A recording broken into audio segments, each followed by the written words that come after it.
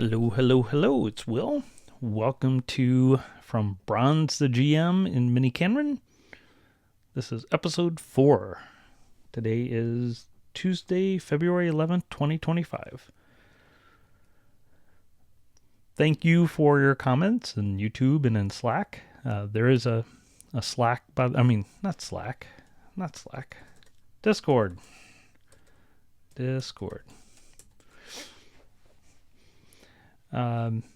Thank you for that. I do have a Discord called An Imperishable Wonderland of Infinite Fun. I think that's what it's called. Anyway, pretty sure that's what it's called. Anyway, it's been pretty quiet recently because I've been making YouTube videos of me playing around with my digital audio workstation, and sometimes I forget to record the sound. And for a long time, I was just uploading those videos. When I was uploading those videos, it'd be like at the bottom, is this video meant for children? It's like, definitely not. I shouldn't expose those terrible sounds I'm making with my doll. Anyway, I'm happy to see that, a couple people are enjoying this. I know it's probably a bit of a niche audience. I don't know how much of a niche audience it is, actually. I mean, there's probably a significant overlap between people who like programming and people who like StarCraft, let's say, or real-time strategy games. I'd like to think that, for people who are interested in programming languages in general, they might have something to get out of it, but who knows? Okay. So like we did with the last video, let's take a look at some of the things we said last time. Now, I cleaned up the episode 3 text file before I checked it into GitHub. And I added a little quote from White Raw, who's a StarCraft player. And White Raw is famous for being gregarious and good-natured, and for being well-mannered, good-mannered. Not every StarCraft player, by the way, has this reputation, okay? But White Raw is loved by everyone. And he has a saying, more GG, more skill. Now, he is famous for his quotes, but that's one of them. More GG, more skill. So you need to understand a little jargon here. So GG means good game. So if you're playing StarCraft and you are losing, it's good manner to concede the game instead of playing to the bitter end, because that's just wasting everyone's time, including your own, but your opponent's time as well. And it's customary, or good-mannered at least, to type GG. Now, there's another use of GG, which is called the offensive GG, which is when you're winning and you want the opponent to leave, you type GG, which is basically get out of the game, okay? But that's not how it's supposed to work. It's supposed to be the person who's losing concedes by typing GG, and then they quit. So the person losing types GG, the person who's winning types GG, and then the person losing quits the game. So what my interpretation of this quote, and I think it's right, I think it's accurate, is that White Raw is saying, if you're playing a game like StarCraft, you're going to lose a lot. In fact, the way it's set up, you're going to lose about half your games, okay? Because maybe you'll win slightly more, but eventually, if say you're playing on ladder, the computer ranking system is going to match you against people where you're winning about half the games and losing about half the games. If you're winning way more than half the games, you'll get promoted to a harder set of opponents. And if you're losing way more than half the games, you'll be demoted against opponents who aren't as skillful. So if you're in the proper, in your proper, league, let's say, or your proper level on the ladder, then you're going to win and lose about equal number of games. Okay. So one of the issues is a lot of people don't like losing that much, okay? Especially if you lose to certain strategies known as cheeses, which we'll also talk about. So if you get cheesed out of a game, it's so easy to rage. So people will rage, and they will rage quit the game, or they'll rage quit playing StarCraft. Like they just can't take it anymore, or they'll go on tilt. And this happened famously to certain tournament players who I won't mention, but if you follow StarCraft, you know who these people are, where they would lose a game.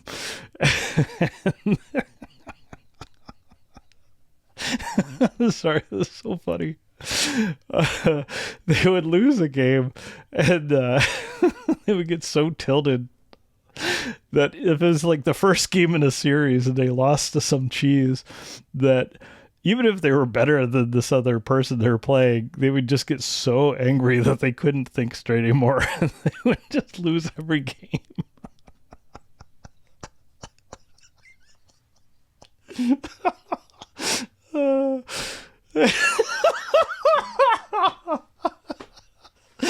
Oh yeah, getting cheesed out. And anyone who's played a lot of ladder has experienced this. So, you know, there's still some people. There's a very famous English speaking StarCraft caster who will remain unnamed, who's famous for streaming his StarCraft 1 games, and he's famous for being a rager. I don't know why it's so funny, but it is. So anyway, White Ra's saying is that instead of getting mad if you lost a game, what you should recognize is the more games you're losing. If you're losing a lot of games, and you're trying to improve, and you're actually putting in the time and effort, that's leading you towards increased skill. Okay, losing a lot of games is just part of it, and it's the same as if you want to be a researcher and you're going to write a lot of papers. Well, I can guarantee you a bunch of them are going to be rejected. Okay. Like that's just the nature of it. You'll write grant proposals if you're an academic, and a bunch of those will get rejected. I've had papers rejected from a workshop I started on miniKanren. I've had miniKanren papers rejected, and like not rejected a little bit. They weren't borderline. And I think they were right to be rejected, but like I could have raged. I mean, I raged a little bit, but it was like, more GG, more skill, right? It's like, okay, I could rage for a day, and then like time to get back to work. Okay. So this is just a great phrase, great attitude. There's another saying from a professional StarCraft player named Special. Okay, so I'll have another quote here. So here's the White Ra quote. I don't know why that's so funny, but it is. Here's another quote, and this is from Special, also known as Major. Special's gone by a lot of names and been on a lot of teams, but the Special is famous for being a foreign player. Now, in StarCraft, the South Koreans have been so dominant that foreigner in StarCraft means anyone not South Korean. Okay, that's how dominant they are in StarCraft historically. Although now the best StarCraft 2 player in the world, and for several years, is a player named Cyril, who's from Finland. So this is kind of like a big shock when the South Koreans weren't the best anymore. That's for StarCraft 2. They're still by far the best in StarCraft 1. But anyway, Special has been very successful playing in Korea as a so-called foreigner. And people have asked, what's the difference between you and other people? Like how are you able to perform well in what's called the GSL Code S, which is like the hardest StarCraft tournament for StarCraft 2. And his quote I'm not sure if I'll get it exactly right, but it was something like,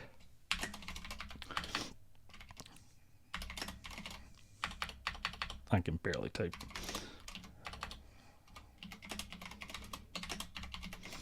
I think it was exactly this, actually. I think this is exactly what he said. He said, I don't get mad when I lose. Now, special, like a lot of StarCraft players, it probably has like various random capitalization. I don't remember what it is for special, but the StarCraft players love capitalizing random letters in their name. I think it's like that. But anyway, that was his response. I don't get mad when I lose, which is very similar to the White Raw thing. More GG, more skill. Now there's another perspective, which is, or another approach, which is the rage or anger type approach. And there have been several quite famous StarCraft players, including pretty successful StarCraft players, who are famous for getting really, really, really angry when they lost. And you also see this in academia, right? Like, what does it mean to lose? Well, you submitted a paper and it got rejected. Or you submitted a grant proposal. Or you gave a talk and it wasn't received well, you don't think. Or you tell someone about a research idea and they shoot it down, or they don't think it makes sense, or whatever it is, okay? Could be you make a YouTube video series on programming languages is based on StarCraft. People don't like it, right? That could be another way to lose. And I remember when I was learning chess, I started really getting into chess when I was like in high school. That was the first game I really got into, like competitively. Okay, I wasn't really playing tournaments or anything, but I was reading books and learning strategy, and I'd play people anytime I could. And I'd get so mad when I lost, so mad, and that really, in some extent, that made me want to get better, and I'd practice. But I think it was too much. It was too and I remember a coach in something else I was doing. It wasn't chess, who said, his comment on me and what the problems I was having was that I tried too hard. And so I think that was true in chess. I was trying too hard, meaning I was too uptight. And like everything had, everything I did had to be exactly right, or I'd get upset. And White Raw and Special, they were talking about a different approach, more GG, more skill. Like, okay, if someone cannon rushes you, which is a typo strategy, which is often referred to as a cheese, where a Protoss player starts, putting buildings into your base or next to your buildings that can fire and destroy your buildings. And usually this happens at the beginning of the game when you didn't notice or didn't scout. That is something that induces rage in many players. And that's one reason it's often effective. And that's one reason a lot of Protoss players do it, is that it is pretty effective, because if the player being cannon rush gets upset and they lose it, they lose their cool, then the cannon rush is probably going to work. So the best response to the cannon rush is just to be cool about it. And if you're playing ladder games or whatever, and someone cannon rushes you and they figure out exactly where to place the cannon on a map that you've never seen, that sort of placement, and they execute it at a really high level, and you have no chance at all against surviving that in that game, great. Okay, that means that you've learned something. You've learned, on this map, that location, I really have to be careful, and I have to make sure if there's a probe coming in. So you've learned something, okay? And I used to get so mad playing against cannon rushes, and now if the cannon rush is really well done, I'm like, wow, I have some appreciation of it, even while being cannon rushed. Like, wow. And then the other thing is, like, cannon rushes are exciting because the game gets very chaotic. Okay, so it's sort of like the normal rules are out the window. So I've gotten to the point where I actually really enjoy being cannon rushed. And if I were to play Protoss, I play Zerg, but if I were to play Protoss, I would cannon rush 100% of the time. Just because it's so funny. And there are people who do cannon rush 100% of the time and get up to Grandmaster level.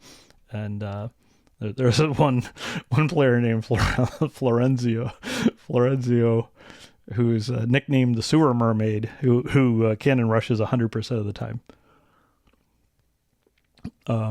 And it's interesting to watch. It's like everyone playing him knows that he's going to cannon rush, right? That's the thing. He's so good at it. He's done it so many times and he knows exactly how to do it and all that. That's like he's a super specialist in that one strategy.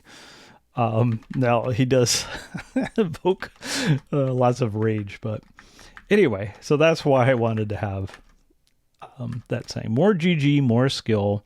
There are times where, we're going to be frustrated because we don't understand something, that we think we should understand, or we're writing a program and the program doesn't work the way we want it to. And it's like, oh, we're so dumb and so slow, right? It's like, always feel that way. Always feel like could be faster or could know more. Some days maybe you feel like, hey, I really got it today. But reality has a way of catching up with you. So more GG, more skill. Okay. You write a paper, you write an article for your blog and gets posted to Hacker News and, they're negative comments. Well, more GG, more skill. Okay. So try to understand why people had an issue. Now, maybe they didn't understand it at all, but maybe that means that you should rethink how you wrote it to make it more clear. I don't know. So anyway, the fact that you did the blog post, great. Do more. Don't stop. Don't rage quit. Do more. Figure it out. Get better at it. More GG, more skill. So that's our StarCraft inspired quote, along with, I don't get mad when I lose. Okay. If you're an academic, you're going to lose a lot. And even if you're not an academic, if you're doing research, if you're doing a sort of cutting edge research, a huge percentage of your ideas aren't going to work out, or they'll work out a little bit, but not enough to really be worth it. You'll try like a totally different approach and you'll get, maybe a 2% improvement. This is the best you can do. And it's like, maybe 2% is not enough. It's like, keep trying. You may take you a whole bunch of times before you have a success, but that's okay. That's just the nature of the business. And when I played StarCraft 2 on ladder for the first time, I thought I was like, wow, I watched all these videos on it. And I played against the computer. It's like, I'm really good. And I lost my first 13 games in a row in bronze, the lowest league. So I was like, okay, I'm 0-13 in the lowest league. I'm playing the worst players, and they're also like being mean to me, right? I definitely wanted to rage quit that game, but I kept playing. It's like, all right, well, let me learn a little more. So there are series that the Cannon Rush to GM. So Mana has a series. I found out today from a friend who is a programming language researcher and also likes StarCraft and watches StarCraft, that Mana has a series on cannon rushing from bronze to Grandmaster. And so, I was thinking we could cannon rush our way to POPL or ICFP, just cannon rush our way to a top academic conference, cheese our way to the top. In some sense, my most successful ICFP paper, which I wrote with some dear friends of mine, but that was the 2017 ICFP Pearl. And the name of that paper, is like, I remember, a unified approach to solving 7 programming problems or something. But, it kind of had this feel of like this one weird trick, academics hate them. So I had kind of a clickbaity title. And then, of course, that, I gave this talk that Papers We Love in New York called The Most Beautiful Program Ever Written. That's like 330,000 views is the only thing I ever did that went viral. And that ICFP parole was the most downloaded paper from that conference by far. So I guess those are two semi-viral things. And it's like, okay, clickbait works. So we could clickbait our way to POPL or cheese our way to the top. But in any case, another analogy of StarCraft to programming and getting better and doing research and all that is we want to avoid what's called the forever bronze. Forever bronze. So what I was playing, it actually at least used to be in StarCraft 2. I don't know if it's true for the latter. And maybe it's still true. But the way it was worked, the way it worked was that, the bronze, silver, gold, these different leagues, diamond, masters, grandmasters. And those are in each region. Okay, there are different regions like the Americas and, Europe, whatever. And it was the distribution at one point, at least when I started, it was half the players, I think, were in bronze. And then half the remaining players were in silver and half the remaining players, so it like dropped off exponentially or logarithmically or however you want to think about it. And then I think GM, there were like 200 grandmasters in each region, I think. And like Masters region was capped at like 2% of players. I may not get the numbers exactly right. But it was something like that, which meant that actually there was a huge range of skill in bronze. Actually, getting out of the bronze was the hardest part. If you can get out of the bronze, like your chances of advancing more are pretty good. But I didn't really understand that. I didn't understand that getting out of bronze would actually be really hard because half the players are in bronze, right? So you had to be in the top 50% just to get out of the lowest league, lowest rank or whatever it's called. Nowadays for ladder, there's they have 1, 2, and 3. Like, so your bronze league, but there's like divisions 1, 2, and 3. Like you start in division 3 and then you go to division 2 and division 1. So you can see some progress within each league. So you could see you're making some progress. But when I started, there was nothing like that. So I was in bronze, what felt like an eternity. And there were some people who had been playing the game for years, and they both, first of all, they were never going to get out of bronze. It was very clear. They had plateaued.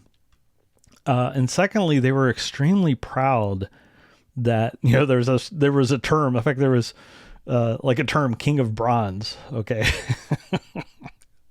There was even a YouTube series, or maybe it was on Twitch. It was called Kings of Tin. Okay, when you can't quite make bronze. So these were people who were extremely proud that they were like very high level bronze. It's like I've been the top of bronze for 2 years. It's like, why are you bragging about that? It reminds me of the movie quote. I've gone to this high school for 7 years. I'm no dummy. But anyway, so there are players who are forever bronze, and why are they forever bronze? It's because they just get used to a certain way of playing, and they're not improving. Okay, they have not figured out how to effectively improve. They've improved their game from the beginning, from being a ranked beginner. So now they're sort of almost top 50%. But for whatever reason, their learning is ineffective. And usually they're just like grinding out game after game using the same strategies. And part of the problem could be maybe they're using strategies. Maybe they've perfected strategies that work against bronze players, but that don't work against silver players. Okay, that's probably a big part of it, if not the main thing is that there are certain strategies in StarCraft that work against ranked beginners that don't work against more experienced players. And in fact, this keeps happening. So, the strategies that work against a bronze player are different than the strategies that work against a silver or work against gold. Now, at a certain point, you can do almost anything. Like if the skill gap's that big, you can pretty much do any strategy and still win. At a certain level, you can literally do almost anything and still win against a lower level player. But anyway, there are people who are stuck in bronze forever. And we don't want to do that. And so from a research standpoint, from a programming standpoint, understanding of programming languages, we want to beware. We don't want to get stuck doing the things that make you successful in bronze, but will keep you getting to, higher leagues. Okay. So that's the thing. There's like a bronze level understanding of the game, and there's like a bronze level understanding of programming or a bronze level understanding of programming languages or research or whatever it is. Like, well, we have to, get beyond that. And that means that we're going to have to learn and use techniques that we're not going to be good at in the beginning because they take lots of practice, and they can be frustrating. So, you can, so here's something, and I've read this about, I experienced it in chess, and I've read this about Go, that in Go there are these openings, joseki, and I've read that when a Go player is learning a new joseki, they're like playing those in actual games, they usually drop a fair amount. They just lose a whole lot of games because they're learning a new technique. And that is very much true in StarCraft. There are times where I would focus on improving some area of my play or trying a new opening or whatever, and I would just lose a whole bunch. I mean, you could practice against the computer, and I would, but there's no substitute for playing against humans competitively. And I got to the point where I was like, okay, I'm going to try a new build. I'm just going to lose a lot. And not only do you lose, but your opponents who are in the, like you've gotten up to a certain skill level, like now you're in gold or platinum or whatever. And now you're doing these builds or trying these strategies and you're executing them at like bronze level in the beginning. And so the people who are like in platinum league are just baffled. They don't understand, like, why is someone in platinum league, playing so poorly? And often they'll get upset and angry and start yelling at you, right? Which is a funny thing, but they're like, why are you doing that? Why are you so bad? They're either taunting you, but I think they're also just kind of offended. They're like, why are you wasting my time? Like I went to play a game and, I thought I was playing a bronzy instead of a plat. And you just have to be open to that. It's like you just have to understand that to keep getting better and to not, to get beyond a plateau, you're going to have to try things that you're just not good at in the beginning, and where you might, go backwards some for a while, and then eventually it'll allow you to, go much further. So that's important. And that's true in research and programming and all sorts of things. Okay. So maybe you've been programming a long time. Like I was programming for a long time before I learned Scheme. I started programming, I don't know, a little bit. Okay. When I was pretty young. I was like 9. I think I started learning a little basic. I wasn't good at it. I was terrible at it, but I started learning. And then I got more into it like in high school and stuff, and then a little bit in college. But, I was like a hobbyist, okay? And I wasn't very good. And it took me a long time to get into it. And then, at some point I started learning more and learning more languages and learning like pointers and stuff like that, assembly language. And then when I learned Scheme or Lisp, I had to kind of start over again. I was like, well, I'm going to program using lists? What does that even mean? Like, how do you make a video game using lists? It's like a very bizarre thing. And then once I started understanding scheme, same thing happened with logic programming with miniKanren. And I had the hardest time understanding logic programming, a really, really hard time. I was going to drop out of grad school. I had such a hard time. And so finally I got frustrated. I'm like, okay, I'm going to understand this, or, I need to make some progress this semester. I'm going to drop out. And that made me, work really, really hard. And eventually I did understand logic programming much better. But it was super frustrating. And so, yeah, it felt like taking a big step back. But of course, it was only a big step back for temporarily, right? Instead, I could have said, well, I'll just keep programming in Pascal. And I know people like this. I know people who were trained effectively a vocational style of training in the 80s, and they learned Pascal, but they didn't know fundamentals and they didn't know how to learn other things. I'm like, okay, I was working with these people, in the early 2000s, like they knew Pascal and that was it. And they had a real hard time adopting anything else. They'd go into management position, but they thought everything was Pascal because that was the one thing they know. And I've got nothing against Pascal, by the way. That was a language I enjoyed. I thought was well designed. But the problem was, these are people who got training instead of an education and didn't know how to learn on their own. Okay, so anyway, this is something to keep in mind.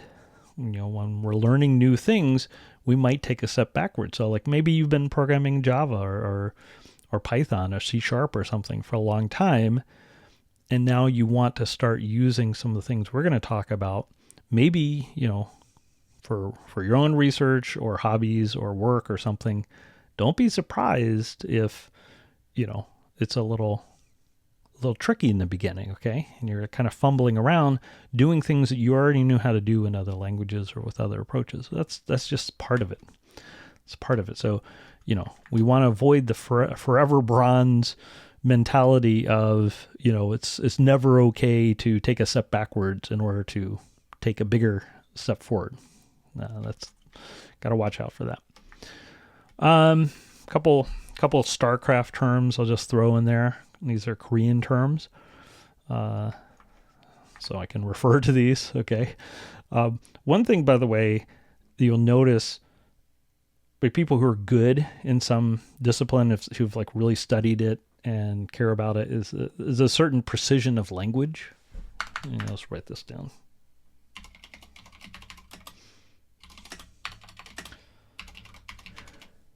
Language.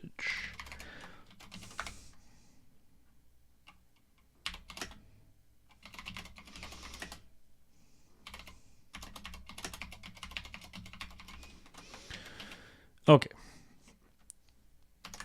What do I mean by precision of language? If we're talking about, say, programming languages, they're languages that have the construct if.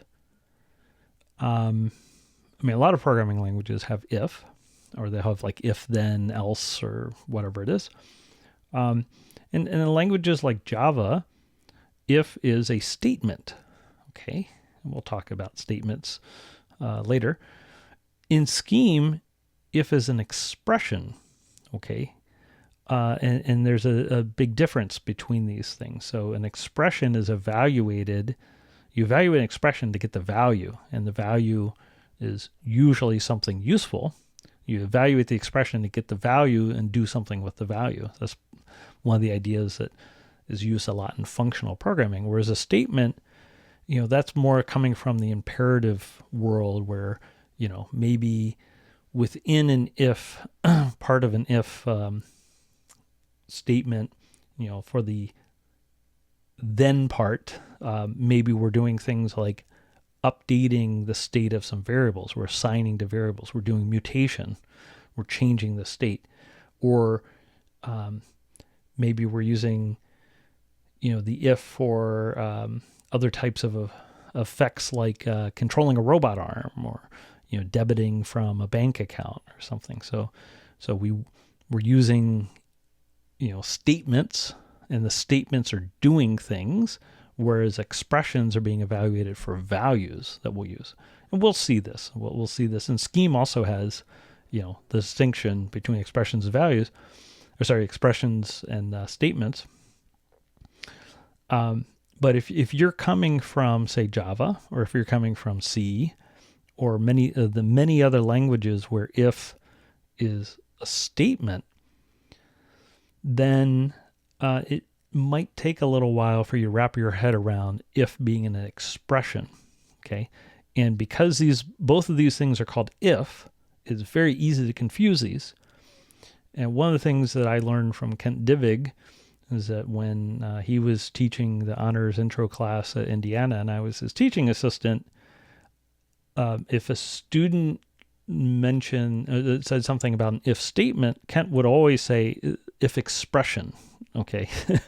If expression. He would have to say this like 500 times a semester, but and he would try to explain the difference between statement and expression during the course and all that. And I think some students, got it and some students didn't.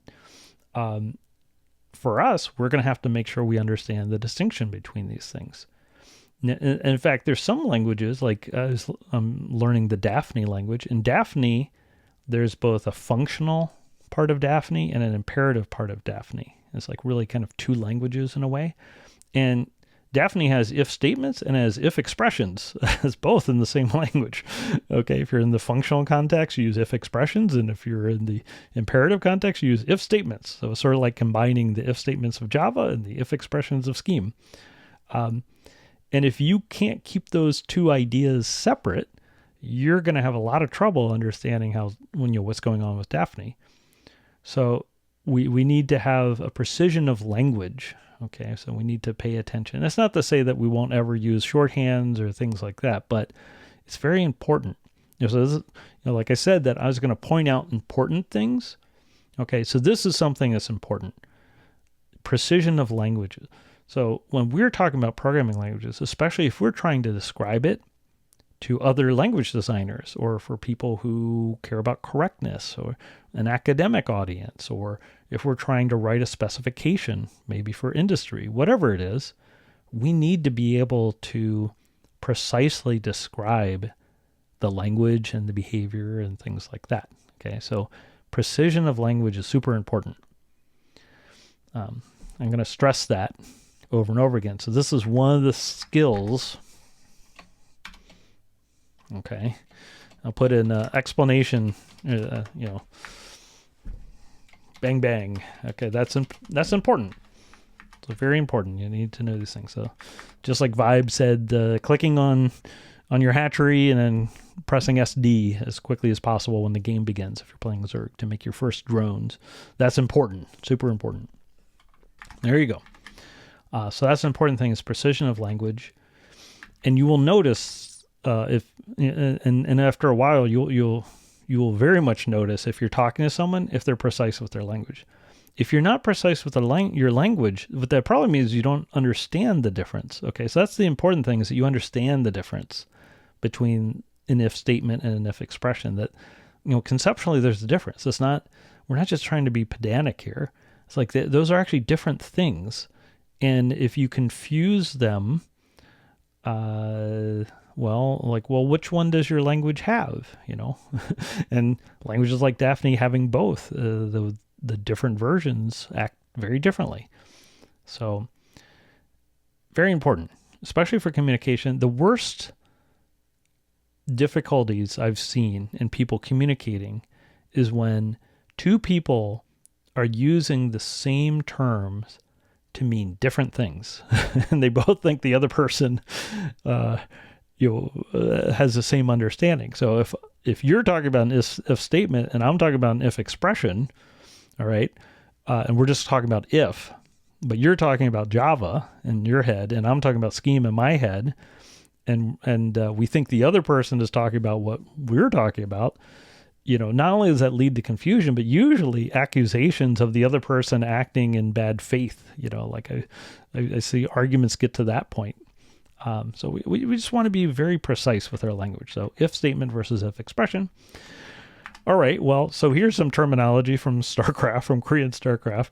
Chobo versus Gosu. Chobo is like a noob. Not a newbie, but a noob. So it's not good.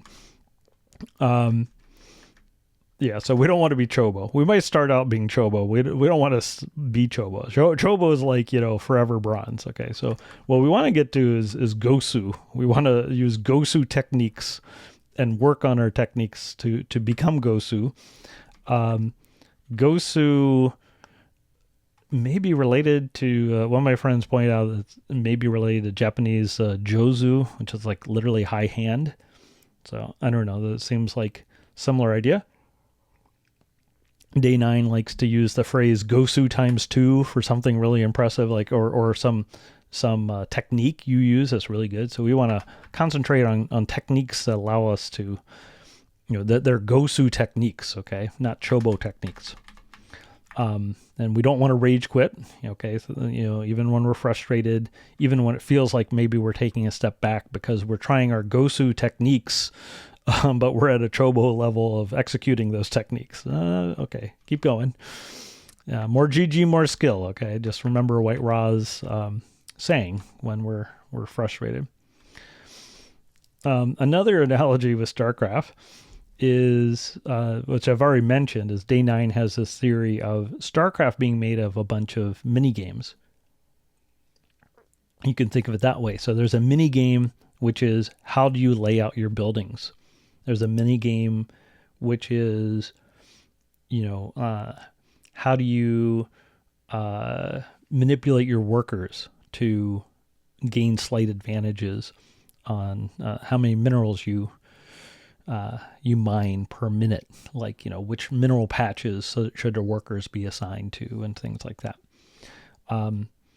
One mini game that I learned about after playing for a while, once I thought I was starting to get pretty good. I don't know. I think I was maybe in low platinum at this time. And, it's like, all right, so I've got at least, the basic idea of the game under control. And so I'm playing this player, probably playing a placement match or something where you don't know what their level is. You have to play 5 placement matches to in a season for the algorithm to know where you should stand matching against other players. Anyway, so I play this player who I guess, or maybe they were bronze or something, smurfing. A smurf account is like when you're really skilled and you're playing on a new account to make it look like you're bad. So you can play noobs. I think he was just laddering up, or she was laddering up placement games. In any case, so I'm making my workers and are starting to make some buildings. The next thing I know, my opponent's workers show up in my base. I'm like, what? And like all of the workers show up. It's like, okay, what's going on? And my opponent's workers start attacking my workers. And so I try to get my workers to fight back, and it didn't work, and I lost every single worker. I think I made a Zergling or 2, and the Zerglings also got taken out by my opponent's worker. My opponent didn't lose a single worker. And then my opponent typed GG and quit. And so I won the game. It's like, what in the world just happened? And so I messaged the person outside of the game afterwards. I was like, hey, can you explain what happened? It's okay, well, I'm a master's level player. And I did a worker rush. And I said, well, how do I defend against that? Well, you have to mineral walk your workers, or mineral, drone drill or whatever. It turns out there are mechanics in StarCraft where the workers move specially. They move differently than the other workers. And the history of this is actually very interesting. It was originally to solve a programming problem with StarCraft, where the workers kept bumping into each other and all that stuff. It was very hard to do the pathfinding in the original StarCraft. So they added a hack where it's like, well, the workers basically can just walk through anything if they're clicked on a mineral patch to mine it. And it turns out you can use this feature, which was really just a hack to get around a programming problem. You can use it to do really sophisticated movement of the workers. And then that's something you have to practice, but you can become really good at it. And that's like a feature of high level play is that sort of thing. So here we have a mini game, which is worker rush and worker micro and drone drilling and mineral walking and all those sorts of things. Now, I didn't know that that existed. I didn't know you could do that at all. I mean, I kind of knew that that was a thing. I'd heard of it, but I didn't know literally you could just send all your workers to your opponent's base and then win the game right away without doing anything. And that was also kind of an eye opener. Is like, okay, I think I'm getting pretty good at this game, but here's a player who's, significantly higher than me. And it doesn't matter what I do, because like actually anyone who's master level or above could literally just send all their workers to my base and win that way without like me, doing any damage to them. And that's because they know about this little mini game. And they've practiced it, probably played it against the computer a bunch of times, or maybe they're training maps you can get for StarCraft. Maybe they've practiced it a lot. And so I didn't even know it was possible. And then here's someone who's experienced with it. And so for them, it was like no big deal. Right. So that's a good example of the mini game and how it ends up in StarCraft. Like, oh, okay. Like I didn't know that was a thing. When I was doing a lot of climbing, there was something similar. Let's see, here we go. Yeah, okay. So here's like a Wikipedia article on climbing. And so, I was doing indoor climbing. So this is indoor climbing, roped indoor climbing. This is lead climbing. But anyway, there's these like little plastic holds that are supposed to simulate outdoor climbing. And I was, starting to get better. I was like really bad, of course, at first, and I was afraid of heights and all that. That's why I started climbing. But over time, I started getting better at this sort of face climbing. And, just like with StarCraft, there's like a ladder, although you're, laddering against yourself instead of against opponents. But, there's a grade of difficulty, and, over time you can improve and work up your grade. So I was making progress here. And I was at the point where I could, start thinking about climbing outdoors. So, here is outdoor climbing where, there aren't little plastic handholds. These are rocks, and this is like face climbing. And you could see that these, here there's like a zillion little handholds, and part of the skill is understanding where to put your hand. And then there are things like, oh, look at all this chalk. That's where people put their hands before. So, you can try to learn, where to put your hands from looking at the chalk. And part of it is like, how tall are you? How long are your arms and legs? How strong are you? How flexible are you? There are all sorts of things where you might be able to make some moves that someone taller or shorter might not be able to make. Maybe someone who's stronger could make a move that you can't. Someone more flexible. So you're constantly trying to adjust. But that's like a type of climbing. And then at some point, one of my friends, actually a couple of my friends, they said like, okay, well, that's all fine, but what you really should be doing, doing some crack climbing with us. We like crack climbing. And so this is an example of an outdoor crack. Okay, so if you're not familiar with crack climbing, so look at this and then look at this, okay? So here there are all these little things to hold on to. And then here it's just like straight up rock. There's nothing to hold on to. You have to put your hand in the crack, or your fingers in a crack, or your knee or your foot, okay? And it's a totally different set of techniques that you use. Yeah, you're still, managing a rope and a harness if you're lead climbing and all that stuff. You're still wearing climbing shoes, although the climbing shoes you wear might be different. You might use somewhat different climbing shoes. But in terms of the techniques, like your hand, okay, so here you can see this person, has chalk on their hands, and they're, grabbing the rock in a certain way. In the indoor climbing gym, you could see this person's grabbing on, with the finger in that hold, and there's a certain way of doing it, and look at the placement of the feet. But For the crack climbing, it's totally different. You put your hand in the crack, or you put your foot in the crack, or you put your knee in the crack, or your elbow in the crack. Sometimes for what are called off widths, or they're like wide cracks that you like fit your whole body in. They're cracks where the crack, the width of the crack changes, and so you have to use different techniques as you're climbing. Totally different approach. And when I first started trying to crack climb, even though I'd been climbing for a while then, I literally, in the climbing gym, I literally couldn't make the first move. Okay, so you put your foot in, you put your hand in, and then you like stand up on the foot. And it's actually really quite painful, especially in the beginning. And it's almost all technique. And like over time, you realize it's very, very slight differences in thumb position, or where you put your hand, or when you're changing positions, like, you're bringing your foot up.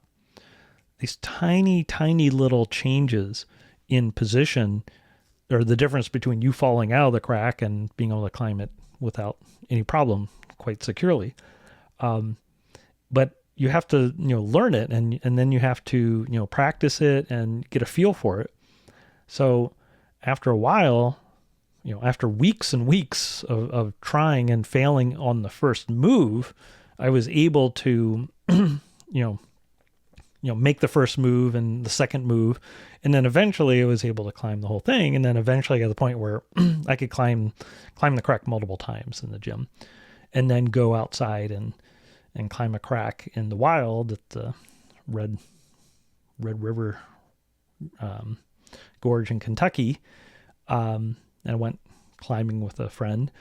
And what was interesting to me was there are all these climbers who were much, much better shape, much better face climbers than I was, much more experienced, had much better sense of balance, all these things. And they would see me climbing a crack and they'd be shocked. They'd be like, "Oh, wow, you were so good." But when I try face climbing, they would be way better than me. And it was just kind of interesting. And it was because, it's just a different set of techniques. And of course, those people who were really good at face climbing, if they were to spend their time learning how to do the crack climbing, wouldn't have a problem.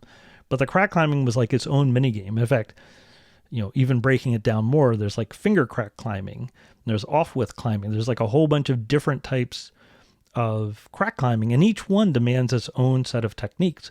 So someone who's really good at climbing a crack that has different widths and things like that, they have to sort of play all these different mini games. And okay, now you're transitioning from a certain finger cracks to something where you put your elbow in, or your knee.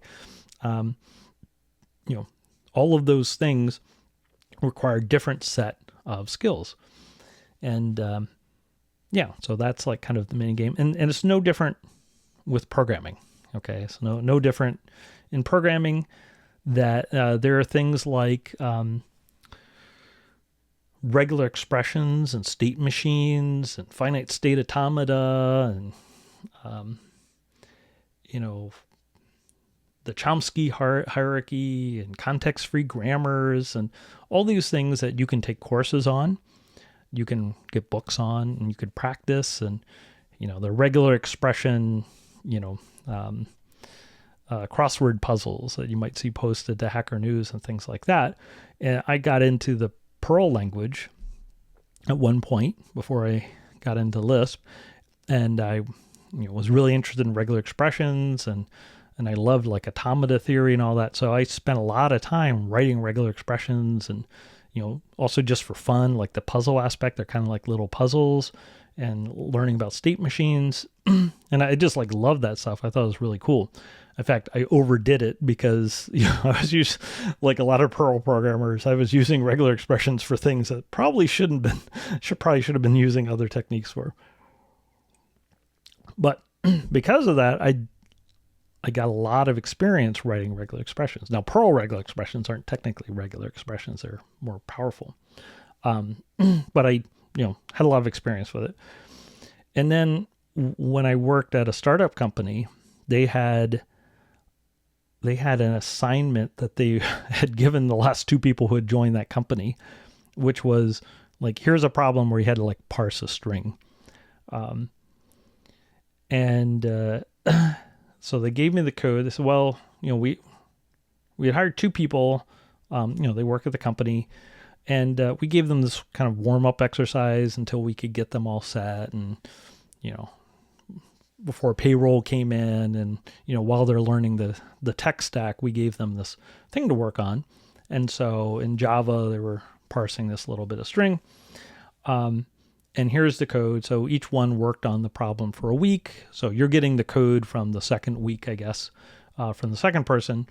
And they couldn't get it to quite work, but maybe you can get it to work. Okay, so you got a week to do this.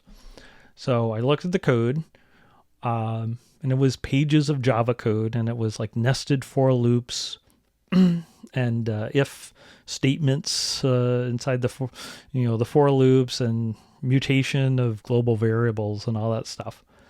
And I was like, uh-oh. No way. It was like, yeah, no wonder it took them 2 weeks to try to debug this code. And I looked at the problem as like, wait, I can just write a regular expression to solve this problem.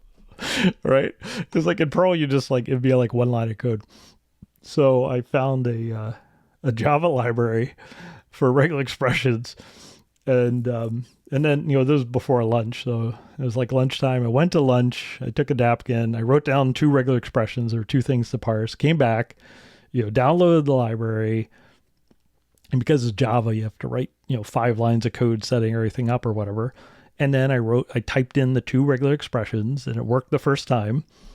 And it's like, okay, I tested it, came up with a bunch of tests. I was like, okay, well, here we go. I replaced all of that code with these 5 lines of Java code. What do you want me to do next? Right? And that was like an hour after lunch, and it done.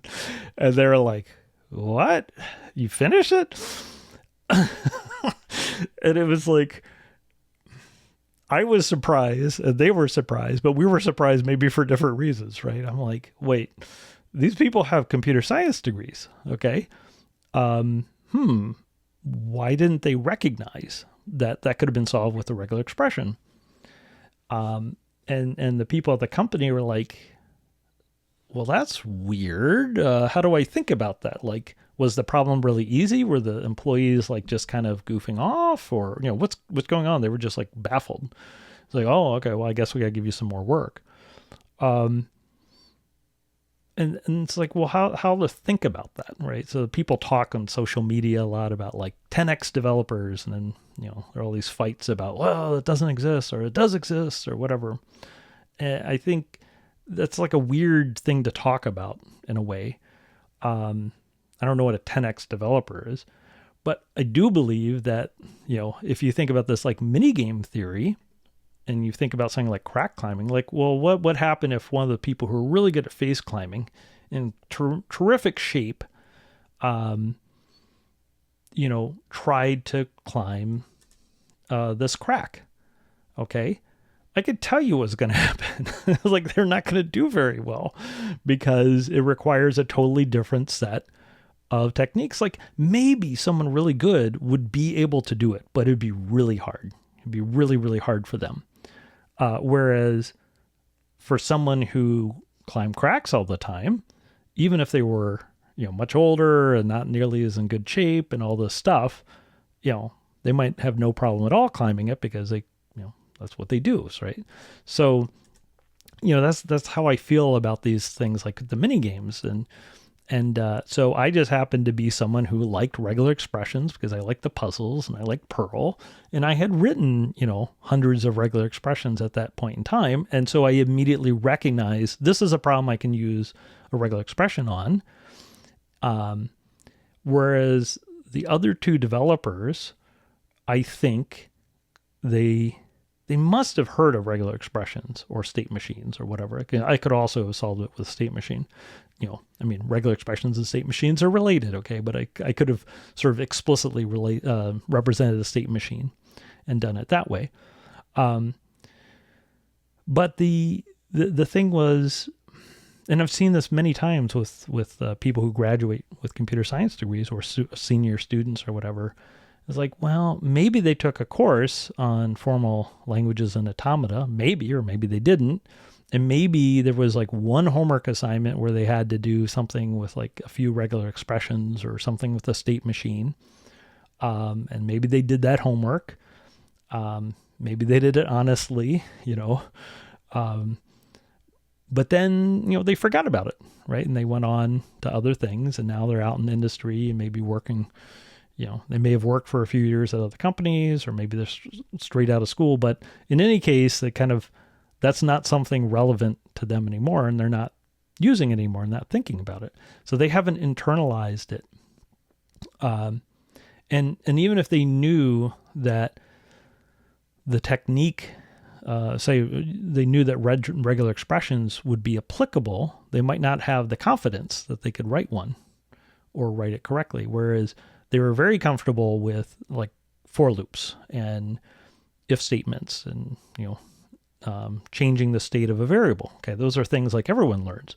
So they say, okay, I will rely on my sort of like the fundamental low level thing. But the problem was they were effectively programming it like an assembly language. There's like, well, you take the regular expression, you compile it to the code they were trying to write. It's sort of like an SQL statement for database lookup.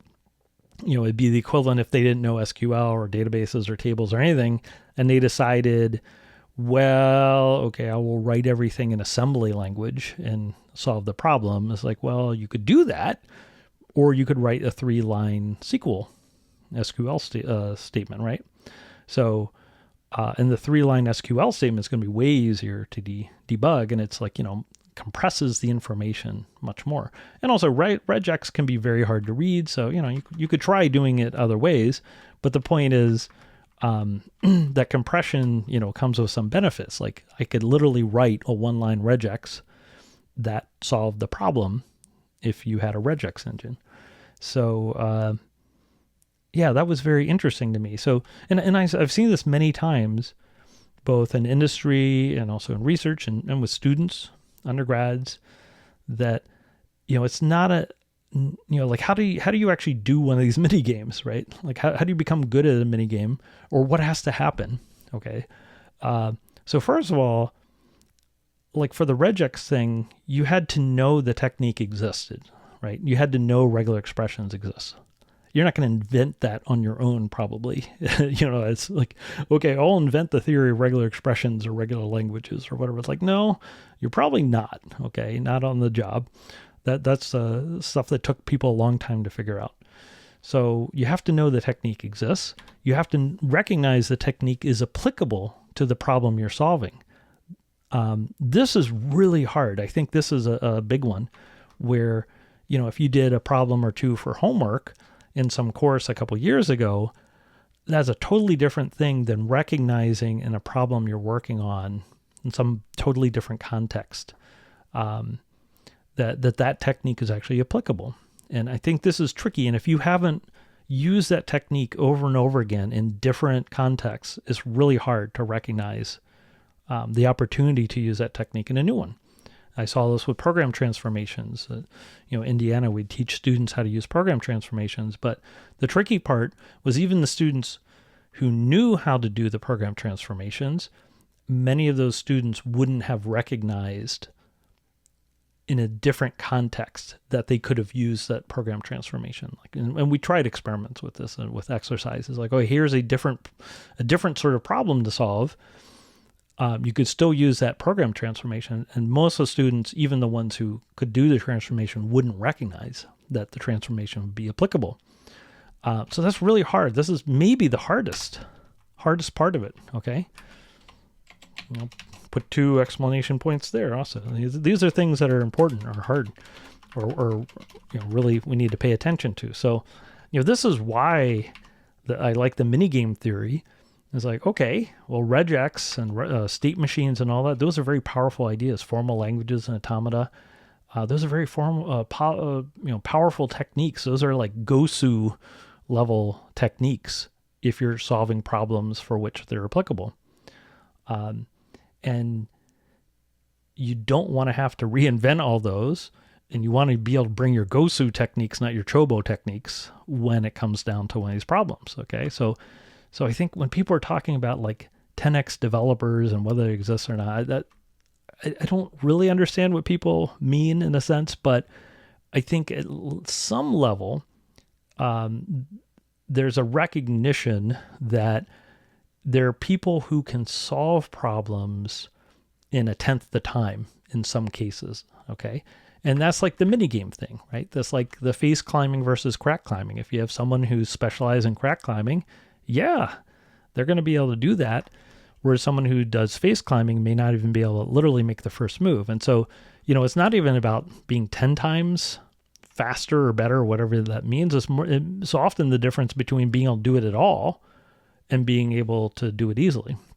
Or like, not being able to do it versus being able to do it easily. So, if you don't know about regular expressions and state machines, if you never heard of those, you don't know they exist, then there are lots of problems that are going to just be like really tricky for you to solve. And if you know those and you've solved a zillion regex or written a bunch of them, and, that's like fun, nerdy puzzle for you.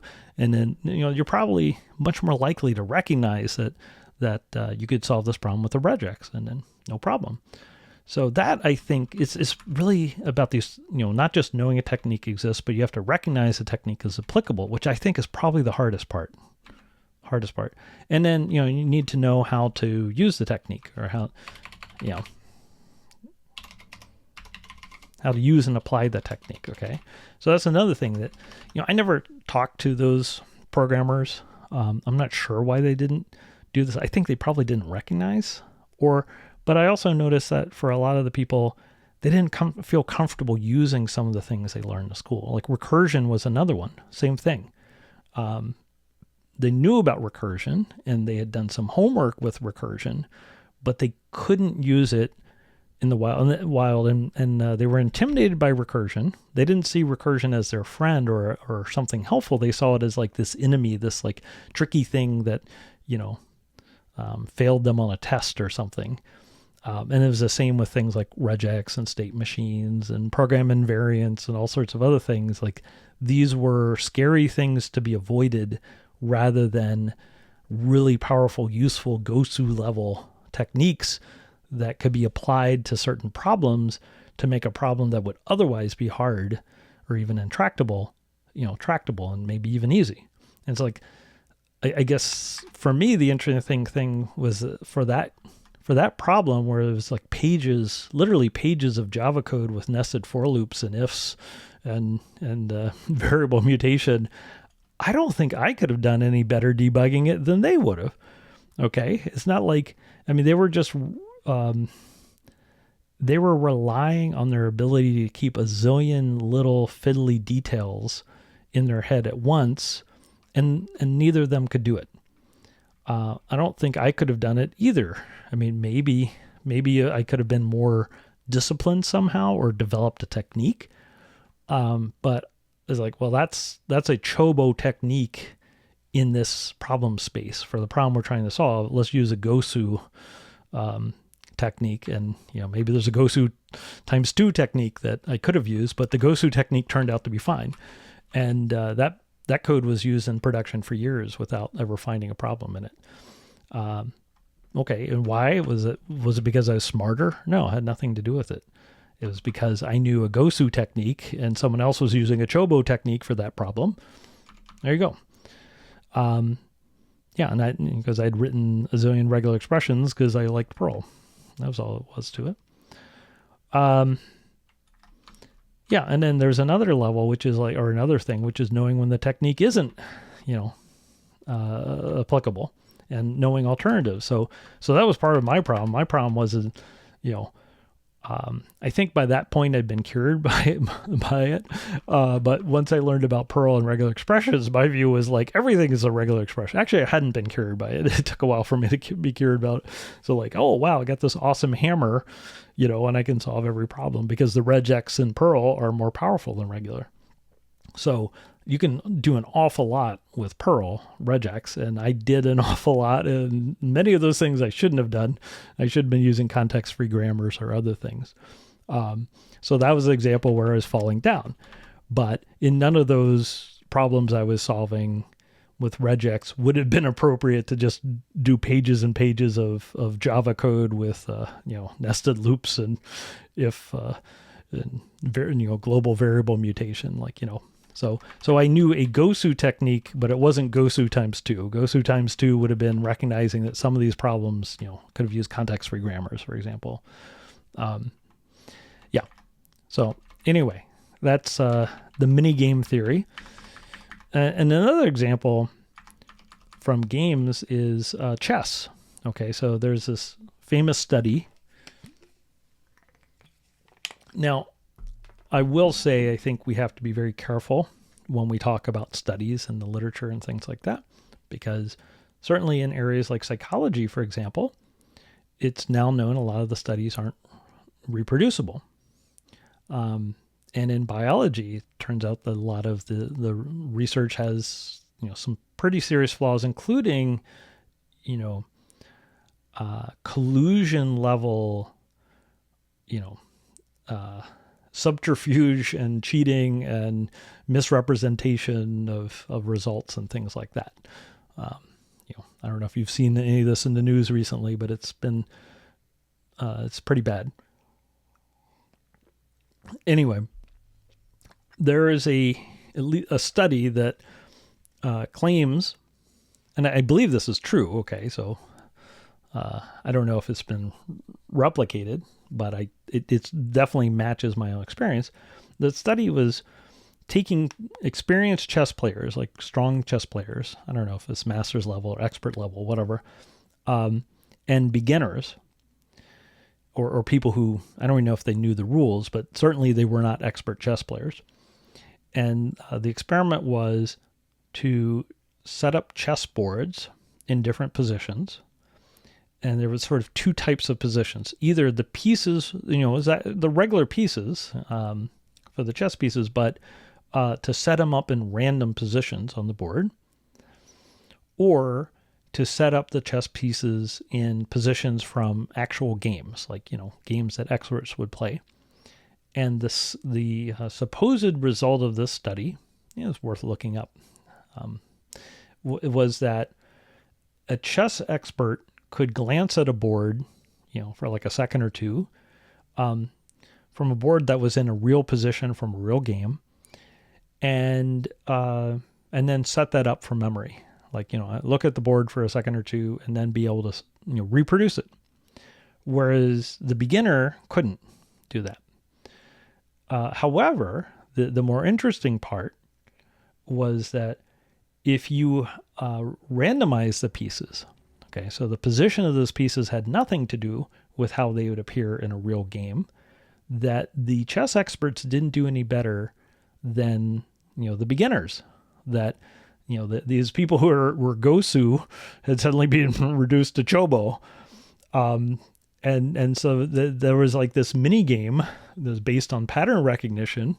Like after you've played enough chess games, like you can look at a position, you say, oh, okay, this was, Roy Lopez opening and then blah, blah, blah. But if you just randomly set up the pieces, well, it doesn't match any of the patterns you've seen before, right? This is very much like StarCraft, very much like, programming. Okay, so one of the interesting skills or important skills, like meta-level skills, is realizing what you're good at and what you're not good at and trying to shift the one to the other. So, if you are in the mini game, if you find yourself in some mini game where you have no idea what's going on, like, can you kind of shift that back to a mini game where you've actually, you're pretty good, where you've actually got lots of experience? I'll give you an example of this from climbing. When I was climbing outdoors, I was climbing a route that started with a crack and then ended with, then you could do face climbing. Like at some point, the face climbing became easier than the crack climbing. So my climbing partner, who was way more experienced than me, climbed it. He led it, and he said, I guess the crack is really hard here. You should face climb. So he did the face climbing. And it's like, okay, you climb up now. And so I did the crack climbing, and I just concentrated on my technique. Like, crack climbing is 99% technique. So I just really concentrated on my technique. And at some point, like, the crack ran out, right? I ran out of crack. The crack ended. And I asked him, like, well, where do I transition to the face climbing? He's like, well, you just climbed the whole thing. You just didn't notice that there was face climbing. So I'd actually done the whole thing. And he's like, I didn't know that you could climb that. Like, that seemed really hard. And to me, it didn't, like, well, just climbing the crack, right? By that point in time, I had gotten good enough at crack climbing, and I was not good at face climbing. That just seemed like the most natural thing in the world. So that's an example where actually I don't even know if I would have been able to climb that route if I had done the face climbing part. So yeah, I was playing the mini game for which I had trained. And so the same with the regex, and that was part of the problem. I hadn't trained the mini game of context-free grammars, right? So I was good at the regex part. I could recognize when there was a regex related problem, but I wasn't good at having alternative techniques. I put a couple exclamation there. That's another thing, right? So you don't just want to have one technique for solving a problem. You want to have many techniques and be able to understand the trade-off. So I was able to do better than the other two software engineers who were starting on that particular problem.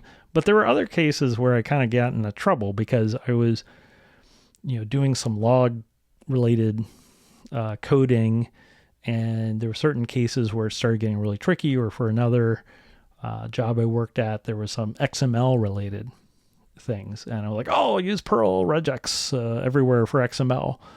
That was not a good call. Turns out, it was a really bad mistake. Okay, so I could recognize in some cases I could use a regex or a Perl regex, which is more powerful. But the problem was it was too powerful, but not powerful enough, not convenient enough. So, so I got part of the way there. So both of these are really important. So I should have gotten better at the mini game of regular expression. Context-free grammars. Okay, had I been good at that mini game, I would have recognized, okay, well, in this case, you shouldn't be using a regular expression. You should be using a CFG, for example. So anyway, that's the mini game theory of StarCraft, and also I think it's applicable to other skills like programming. All right, so from last time, I gave you some laddering practice. I was going to call it homework, but laddering practice is more in spirit.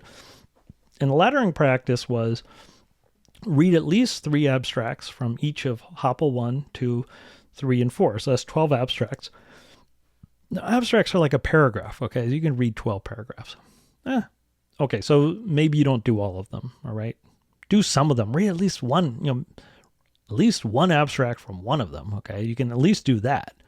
Pick one of those, and don't just like pick some language from POPL 4. That's like not in the spirit. Go back and read, about jovial from POPL 1 or whatever. Okay, go read about some language you don't know anything about, and just read an abstract, okay? And then pick one of those papers. If you read multiple abstracts, just pick a paper and try to read it. At worst, you skim it, okay? See how far you can get before you get stuck. But, for these history of programming languages papers, it's pretty accessible, okay? They may reference languages, used in the 50s or 60s you never heard of. That's fine. But, as far as papers go, these are pretty easy to read. And then read the R5RS scheme report. Okay. And once again, there may be parts you can't read, or maybe it's too long. It's only 50 pages, but like the denotational semantics, you don't have to read that. You might skim it.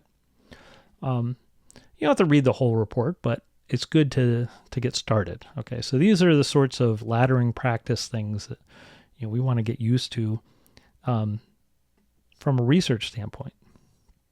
Okay, that's the sort of thing that we if you were just like an undergraduate learning a little basic programming, sure, I would give you a bunch of exercises having to do with S expressions and cons, and so I'll still give you those exercises, but from a research standpoint, this is the sort of thing that you need to be working on. Okay, very important that you're reading, and that you're reading papers.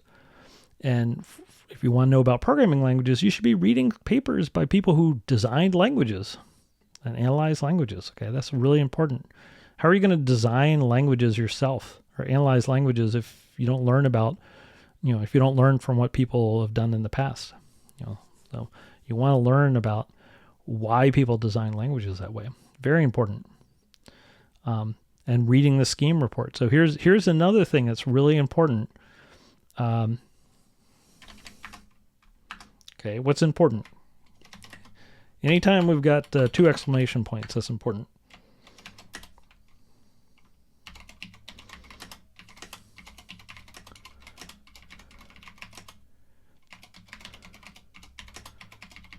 Okay.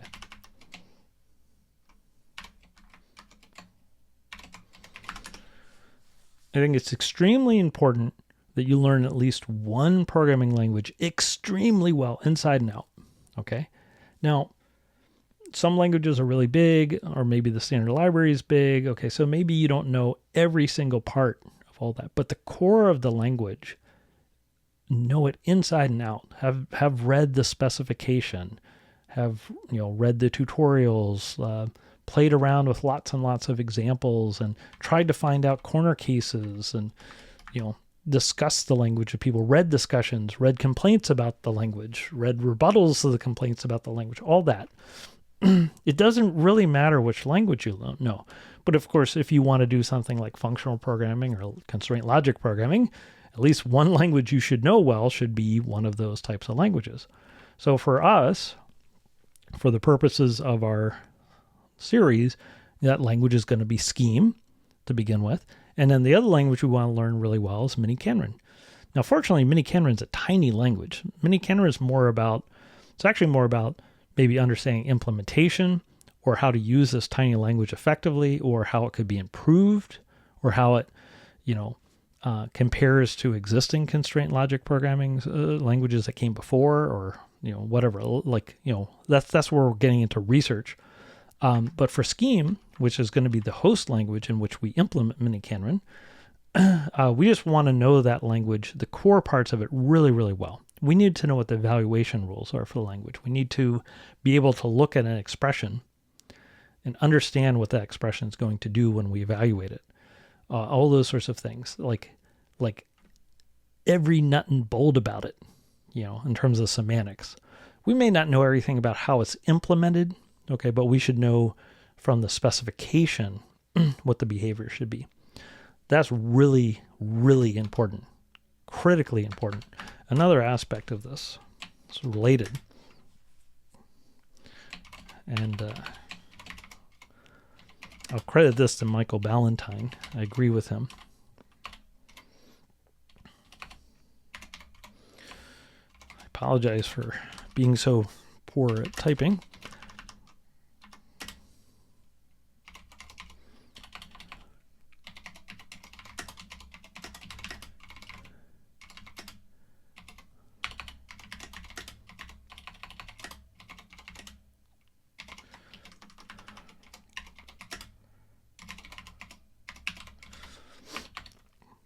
Okay, so I'm not putting this in quote marks because I don't know exactly how Michael likes to say this. I'll put it in the business speak. For business people, they're always talking about like core competencies. What's the core competency of your business or whatever? If you're a programmer, a core competency, maybe the single most important core competency, is being able to look at code. How about look at code and know what we'll do. Okay, so sort of a simulation type thing where you have the computer running in your head. Now, a lot of people have expressed this in various ways, but I agree with Michael. Michael, thinks very strongly about this. This is a critical thing you have to be good at, and this is related to knowing one language extremely well. Like, how can you look at some code if you don't understand inside and out how that language works? And I've seen this. Yeah, I've seen this many times where someone likes a language, and this is one area where I think people maybe like Python because it looks easy to read, right? So it's like English, looks like English. There's not a lot of punctuation and things like that. But some people I know who like Python, I'll ask them like, well, what does this code do? And they'll look at it and they'll admit like they don't really understand what exactly it's supposed to do. Okay, they have like a feel for it, but they don't know exactly. They can't predict. Okay, so this is like the prediction or experiment part. You should be able to write down some code or look at some code and understand what is it going to do when you run it. Yeah, that's like super, super important. And important enough to the fact that you should be able to, certainly in the language that you're getting to extreme competency level with, you should be able to write down expressions and then predict like what's it going to do when you evaluate it. And before you run the code, you should get in the habit of, before you run the code, predicting every single time what the output will be or the behavior will be. Okay, if you're going to get an error, what will the error message be? Will it go in infinite loop or diverge? Will you run out of memory? You just do constant practice of predictions.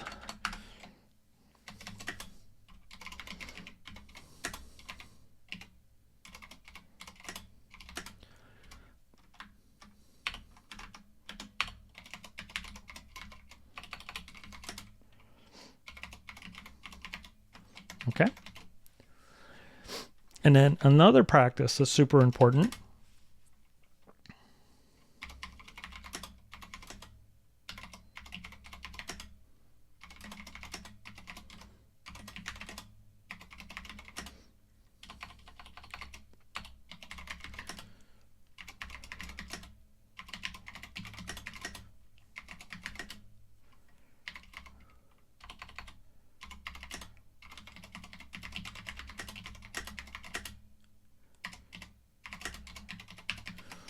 Okay. Looking up the behavior, in the language spec. For things that you don't understand, and then writing little programs to test your understanding and to try to find edge cases. That's also super important. Okay, this is kind of like mini game type thing. In Scheme, there's things like cons and car and cooter and null question mark and quote of the empty list and things like that. There's a whole mini game of constructing lists and pairs and all that, and we'll get into that sort of game.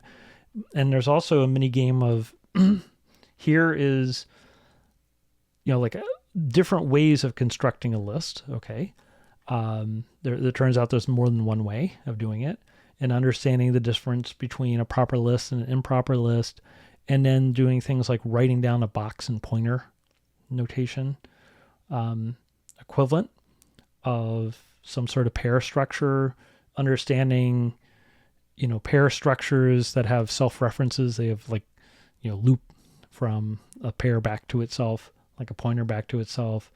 Being able to use car and cooter to access some arbitrary element inside one of these pair structures. There's a whole bunch of things that are just having to do with like pairs and lists, traversing those structures like nested lists or structures that have self-reference, self-pointers. That's like a whole mini game in Scheme. And if you, there's another question like, well, should Scheme be so, list focus, right? Maybe their modern approaches, like Clojure has a different take on these things. But in Scheme, we have pairs and we have lists, and those are important. And it's important you be able to manipulate those and do so a very high degree of facility where you're not making a lot of mistakes, very rarely make mistakes, and you should feel completely comfortable doing that. And at the same time, you should be comfortable with other techniques like, well, okay, the list structures, the pair structures are getting too complicated or too big, and even though I know I can do cons and like I could do, say, cars and cutters. To access this element, it's time to use a different technique like pattern matching, or write a little recursive helper or something. So that's a big thing, is that, if you really get to know a programming language well, you'll see that they're like little mini games. And a mini game in Scheme is recognizing when parentheses are matched and where the parentheses go and where they shouldn't go. And, here's code with a parentheses error. Can you recognize where the error is? Okay. That's pattern matching. That's like recognizing the chess positions, the pieces. A lot of this is pattern matching and just repetition and getting used to those techniques. And if someone comes to Scheme and they're coming from a language that's not, fully parenthesized like Scheme with the prefix notation, or that doesn't have the notion of pairs or whatever, that's a mini game that they have to learn if they're going to be, if they're going to do a lot of Scheme. They need to really know that. And it's not a game that takes a huge amount of time and effort, but it's a game worth practicing. Okay. That's like something like, if you're not good at it, okay, if you're good at it, fine, you don't need to practice it. But if you're struggling with it, if you are running into errors on a regular basis, then it's worth practicing on its own, like as a form of deliberate practice. Just like in StarCraft, you might practice a build against a computer a bunch of times before you try to play a human. You might just practice over and over and over again and watch the replays and time yourself and try to, get the amount of time it takes you down. The same thing here. Like, you can and should practice using cons and car and coulter. You can and should practice writing little interpreters when you're learning interpreters for Scheme. Okay, and I'll give you a nice little practice for that from Dan Friedman. You should do these things, and I certainly did when I was in grad school or when I was learning Scheme. I practiced these things to the point where I could do them in my sleep. I can write the Scheme interpreter in my dreams now. It's like, so ingrained into my head. And I literally went to a restaurant with a stack of 3x5 inch cards and just wrote down the interpreter over and over and over again until I could do it, as fast as I could write without looking at anything else. And then I made sure I understood every single character for him, and it took me a while, but it didn't take that long. I'm still using that knowledge 20 years later. No problem. Like, I'm not going to have to remember that again. Okay, so I just internalize it. And I notice for students learning, taking the programming languages course, we did a lot of assignments built on a basic interpreter. And almost universally, if the students had trouble later in the semester, it's because they didn't understand the first interpreter. Okay, had they actually spent more time understanding that interpreter better, they would have done much better on the later assignments. So anyway, things like this is very, very important that, the language you're using for research really well. Okay. If you can't use the language that you know really well for research for whatever reason, okay, maybe you're working with other people and you don't get to use the language you want, then, it's those fundamentals that you have ingrained in you that will, allow you to still be productive, because it's like, okay, there are times where I had to use Java, for example. I'm not a huge fan of Java personally. It doesn't really fit my taste for some reasons I've talked about already. But I can use it. And there are times where I was very effective working with other people because I could look at their Java code and I could think at a higher level, or I could use ideas like state machines. Okay. Like the mini game, I could recognize this problem can be solved with a state machine. Okay. Let's write a little state machine in Java. That type of thing. So I could rely on my knowledge of fundamentals, even though I wasn't doing it in Scheme. If I had done it in Scheme, I could, maybe do it as fast as I could type. Whereas in Java, it's like, okay, all right, this is going to maybe take a lot more brain power of mine. But eventually we figure it out. So Those fundamentals, though, are absolutely critical. You can't skip on those. And you want to collect all these techniques. But knowing one language extremely well, okay, that really will pay off. Like, is the language you use call by value? Does the language you use lexical scope or dynamic scope or a combination? Are there features of the language that allow you to have basically dynamic scope or something like it? What's the difference between lexical scope and dynamic scope? Okay. We'll talk about these things, but that's the stuff like you should know. What's the evaluation order for the arguments in a procedure call? Okay. Turns out that differs between scheme and racket, for example. Evaluation order in racket is left to right. Evaluation order in scheme is unspecified.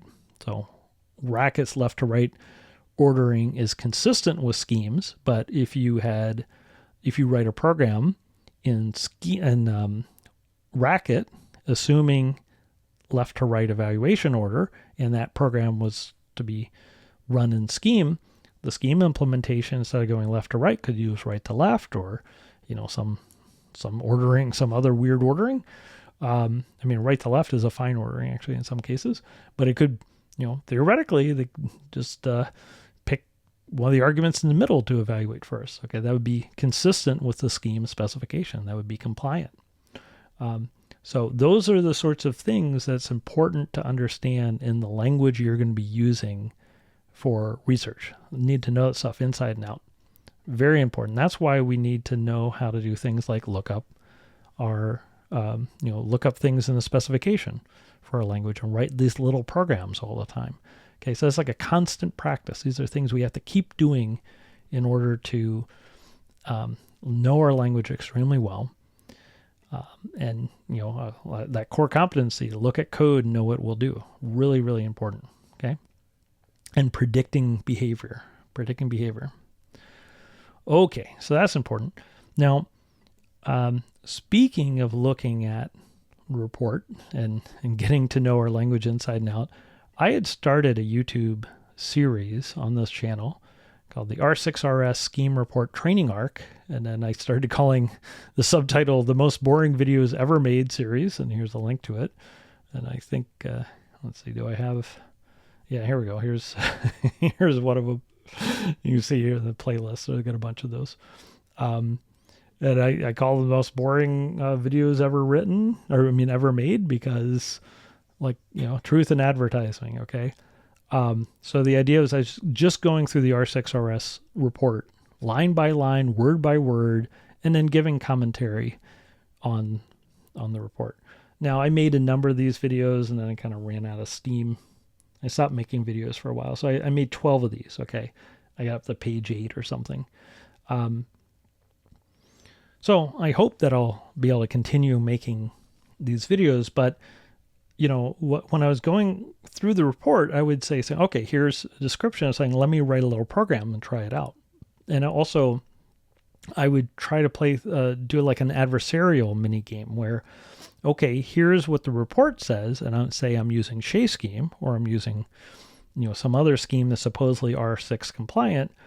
I would see if I could catch, some sort of error in the way, or mistake or infidelity in the way our Shea scheme implemented R6RS. Okay, so all right, is there some weird corner case that I can find in Shea scheme where it doesn't handle things correctly? Okay, so if you're doing things with numbers, 0 is a weird number in some sense. 1 is a special number. Scheme supports complex numbers. Okay, does this work with complex numbers correctly? And all sorts of things like that. So I would, try adversarially to see if I could catch, Shea scheme with the problem. You can also do the same game with reading documentation. So I've found a number of errors in the Shea scheme documentation, or in programming language textbooks, or the scheme programming language book. I've found some errors in and reported those. So books contain errors. It's very hard to write a book that's not full of errors, believe me. And so if you're actively reading, Okay, you read something in the spec is like, okay, or you read something in the textbook or the book describing the system. All right, let's try it out, see if that really works. That sort of adversarial game playing where you're predicting the results, you're trying to find corner cases that might behave in an unusual way. If you just keep doing things like that over and over again, over a long period of time, you will have an understanding of the language that goes way beyond, what most people are going to have, and that will serve you well because you will have done all these little experiments, and you'll become really good at predicting how that language behaves or the implementation behaves. And if you find something weird, or from a language design standpoint, you will find these cases, or you'll read the specification, you'll be like, oh, well, that's kind of weird. Why did they do that? Or that doesn't make sense. Or that doesn't seem to be in the spirit of the rest of the language. And then you could try to find out why they made that decision and whether or not that made sense to you. Or, well, what if you wanted to do it differently? Maybe there's another way that you think, would be better in some sense. Okay, so would that break something else in the language? Or what if you say, okay, no, this other way to do it that I have in mind, I think is better, or at least according to whatever what my notion of better is in this context. Now, how would I get around the problems that would cause in the rest of the language design or implementation? Okay, so that's getting you to think like a language designer or language implementer. So anyway, this is a series that you might want to look at, and hopefully I'll make more of these videos. But the main thing is, you can do what I started doing. Okay, the point isn't for me to do everything. The point is for you to get to the point where you can do this. Okay, where you have this set of habits and way of thinking. That's the important thing. Okay, so another practice that I would like you to start working on, or to get involved in that. Now I'll say this is very important also, is to have a research notebook. And there's a saying I've heard, and I don't know who to attribute this to, but it is something like, always make time for thinking. Okay, as a researcher, someone coming from a research standpoint, this is really important. This is why I like that Tom DeMarco Slack book. It's important to embrace boredom. It's important to embrace some things that are not super busy. Okay, so there was a time in January I tried as an experiment to just do everything, read like 7 books at once and learn 4 programming languages and pick up oil painting and on and on and on, just to see, how that would work. And it was sort of impressive to me how much I got done. But one of the real problems with that approach is I never had any downtime. I was always like either just doing work, doing my regular work, or sleeping, or I was trying to go through my rotation of all these things that I'd given myself to do. And I didn't have any time for just like sitting there to think or to be bored. I mean, it's really hard now to be bored with all the digital stuff and YouTube, right? Right? Instead of watching this video, you could be bored. I don't know if that sounds attractive or not, but this series actually came out of me being bored. I was over this past weekend. I decided, you know what? Things have been going very, very quickly. I am just going to spend a few hours chilling. And by chilling, I meant no screens. In fact, for a big part of it, I didn't even allow myself to have a notebook or a piece of paper or a pen. I was just on my couch and being bored. I could think, and then, at some point I got up and paced. I could think and I could pace. I could lay on my couch, or I could walk around, could take a shower, I'd go for a walk outside if I wanted, but that was it. I couldn't do anything else. And I kept saying, oh, maybe I could play some StarCraft. I haven't played StarCraft for a bit, or I can make a YouTube video, or, I could read a book or do some oil painting. No, not doing any of that. I'm just going to be bored and see what happens. And, at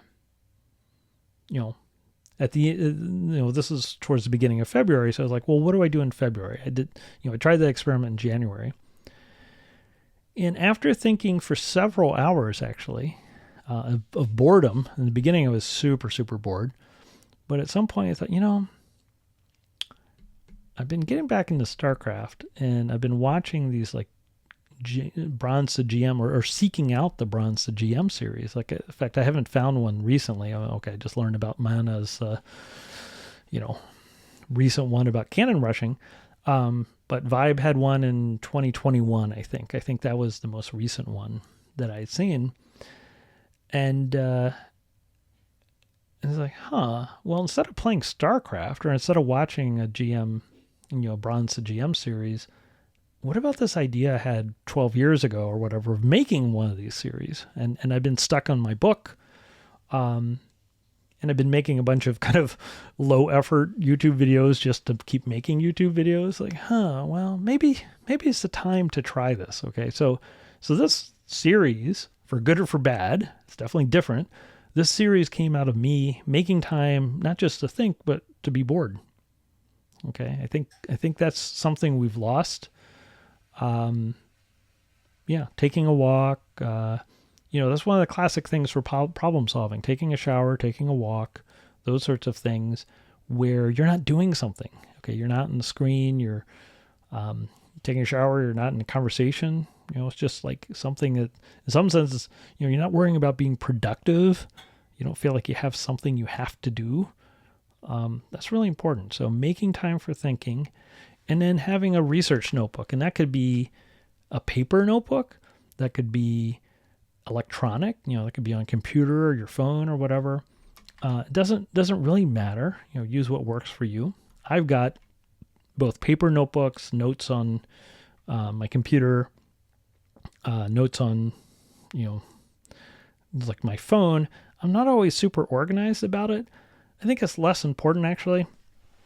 What's more important is that you're like thinking about things and writing stuff down, and that you have things you can refer to later. I've got big stacks of paper notebooks, and I'll go back and read one. Maybe a notebook I started 10 years ago, or that I started a year ago, and it's like, oh, okay, this is what I was thinking. That's a pretty good idea.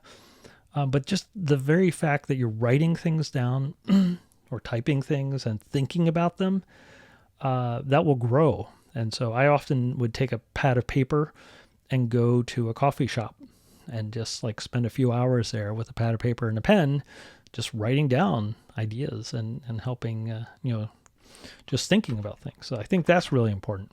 Okay.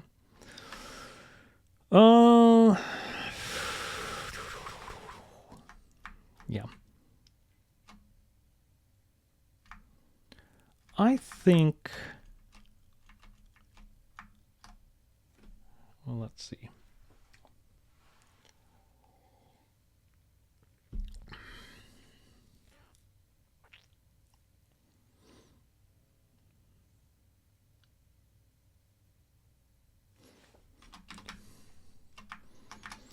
I have plenty. I mean, I've got, at this point, speaking of notebooks, I've got so many notes about things to talk about for this series. It's not even funny. I sort of pre-gamed here by writing down a bunch of things to talk about. Okay, so we got through most of this thing, but I've a whole bunch of stuff I want to do. I think this video is maybe starting to get a little long, but yeah, maybe I'll keep going. Let's see. Let me just look at what I have written down.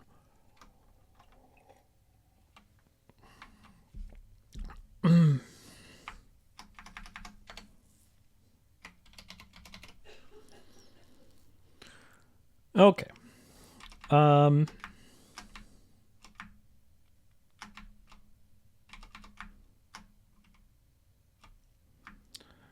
right. I think we're gonna stop here in a minute, and I'll preview what we're gonna talk about next time. But I will give you some ladder practice assignments. And I just want to point you to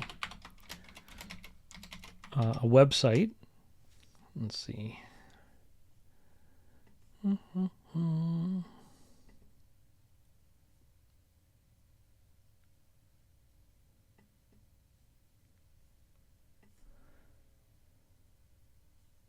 Yeah, well, I've got the link to it. Schemworkshop.org. Okay. www.schemeworkshop.org. Scheme and Functional Programming Workshop. So the Scheme and Functional Programming Workshop was started in 2000. It's still running. Okay. It's usually held co-located with ICFP, the International Conference in Functional Programming. Not every year, but most years. I actually had an idea to co-locate it with Closure Conj one year, and I shared this idea with a few people, and the next thing I knew, I heard, "Oh, I hear you're running Scheme Workshop this year." I had no, I hadn't been on the program committee or anything. I hadn't been on any program committee or run anything. But this is how you got sort of, okay, well, you're going to complain about how we're doing it. Well, you're running it next.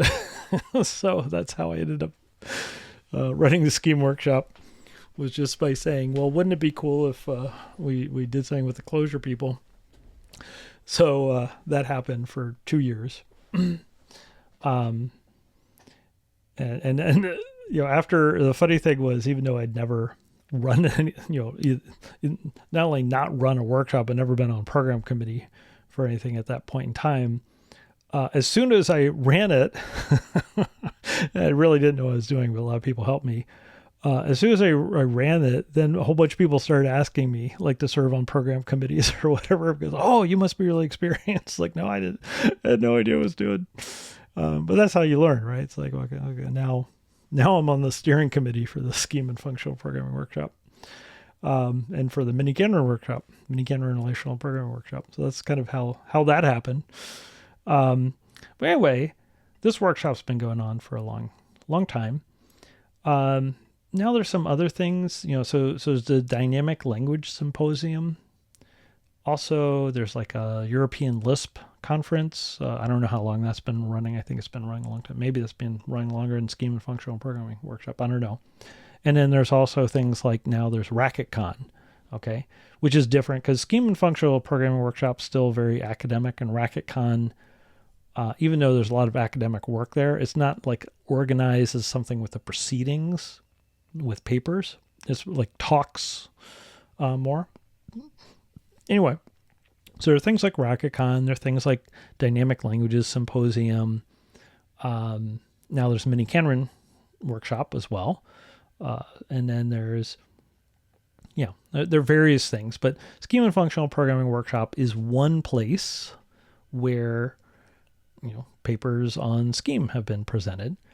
Now there are plenty of papers have been presented at, say, International Conference on Functional Programming that are Scheme related, or maybe other things like PLDI or POPL, Programming Language Design and Implementation, POPL's Principles of Programming Languages, lots of venues, AI venues, who knows what.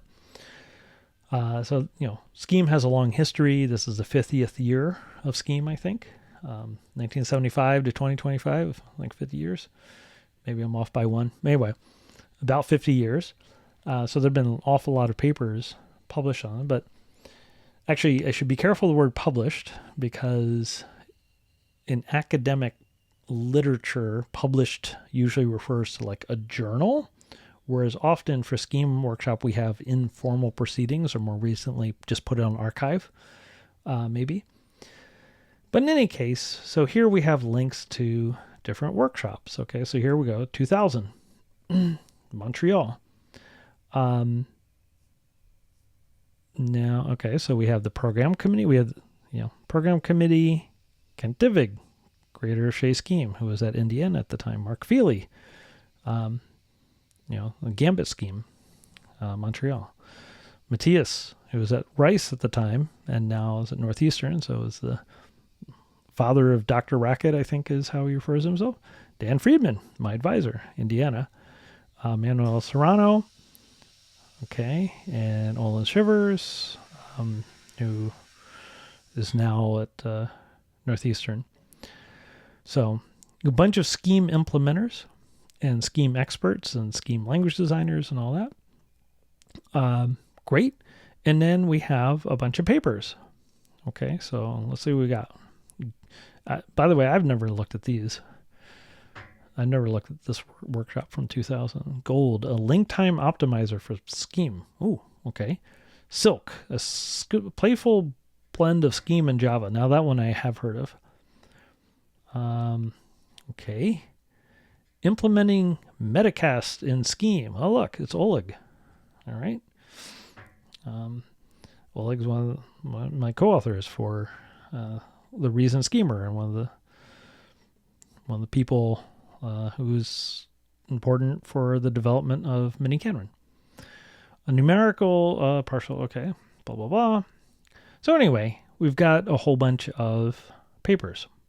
Actually, quite a few of these people I know. Here we go. Writing macros and continuation passing style. Great. So how about we look at this paper? See if I can open that up. Hopefully the links still work. Oh, okay. So it's a PostScript file. I guess not surprising from 2000.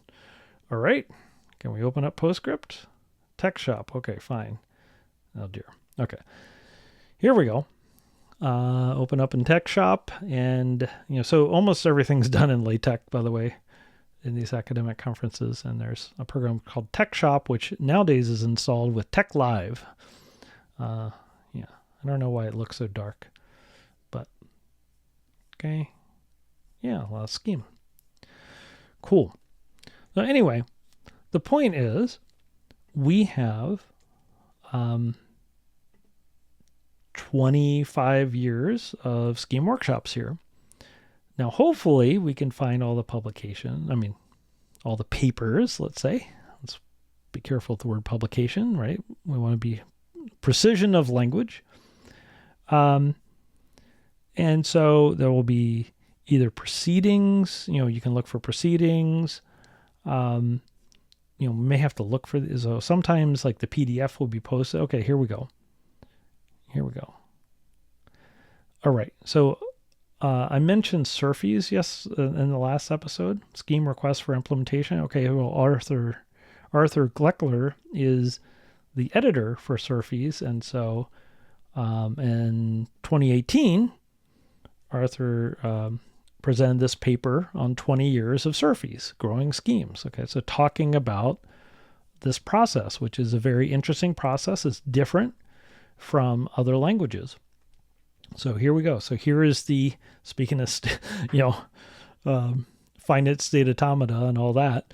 Here's a state transition diagram for the Surfee process. Okay, how does a Surfee go from being a first draft to either a final Surfee or it can be withdrawn, all that.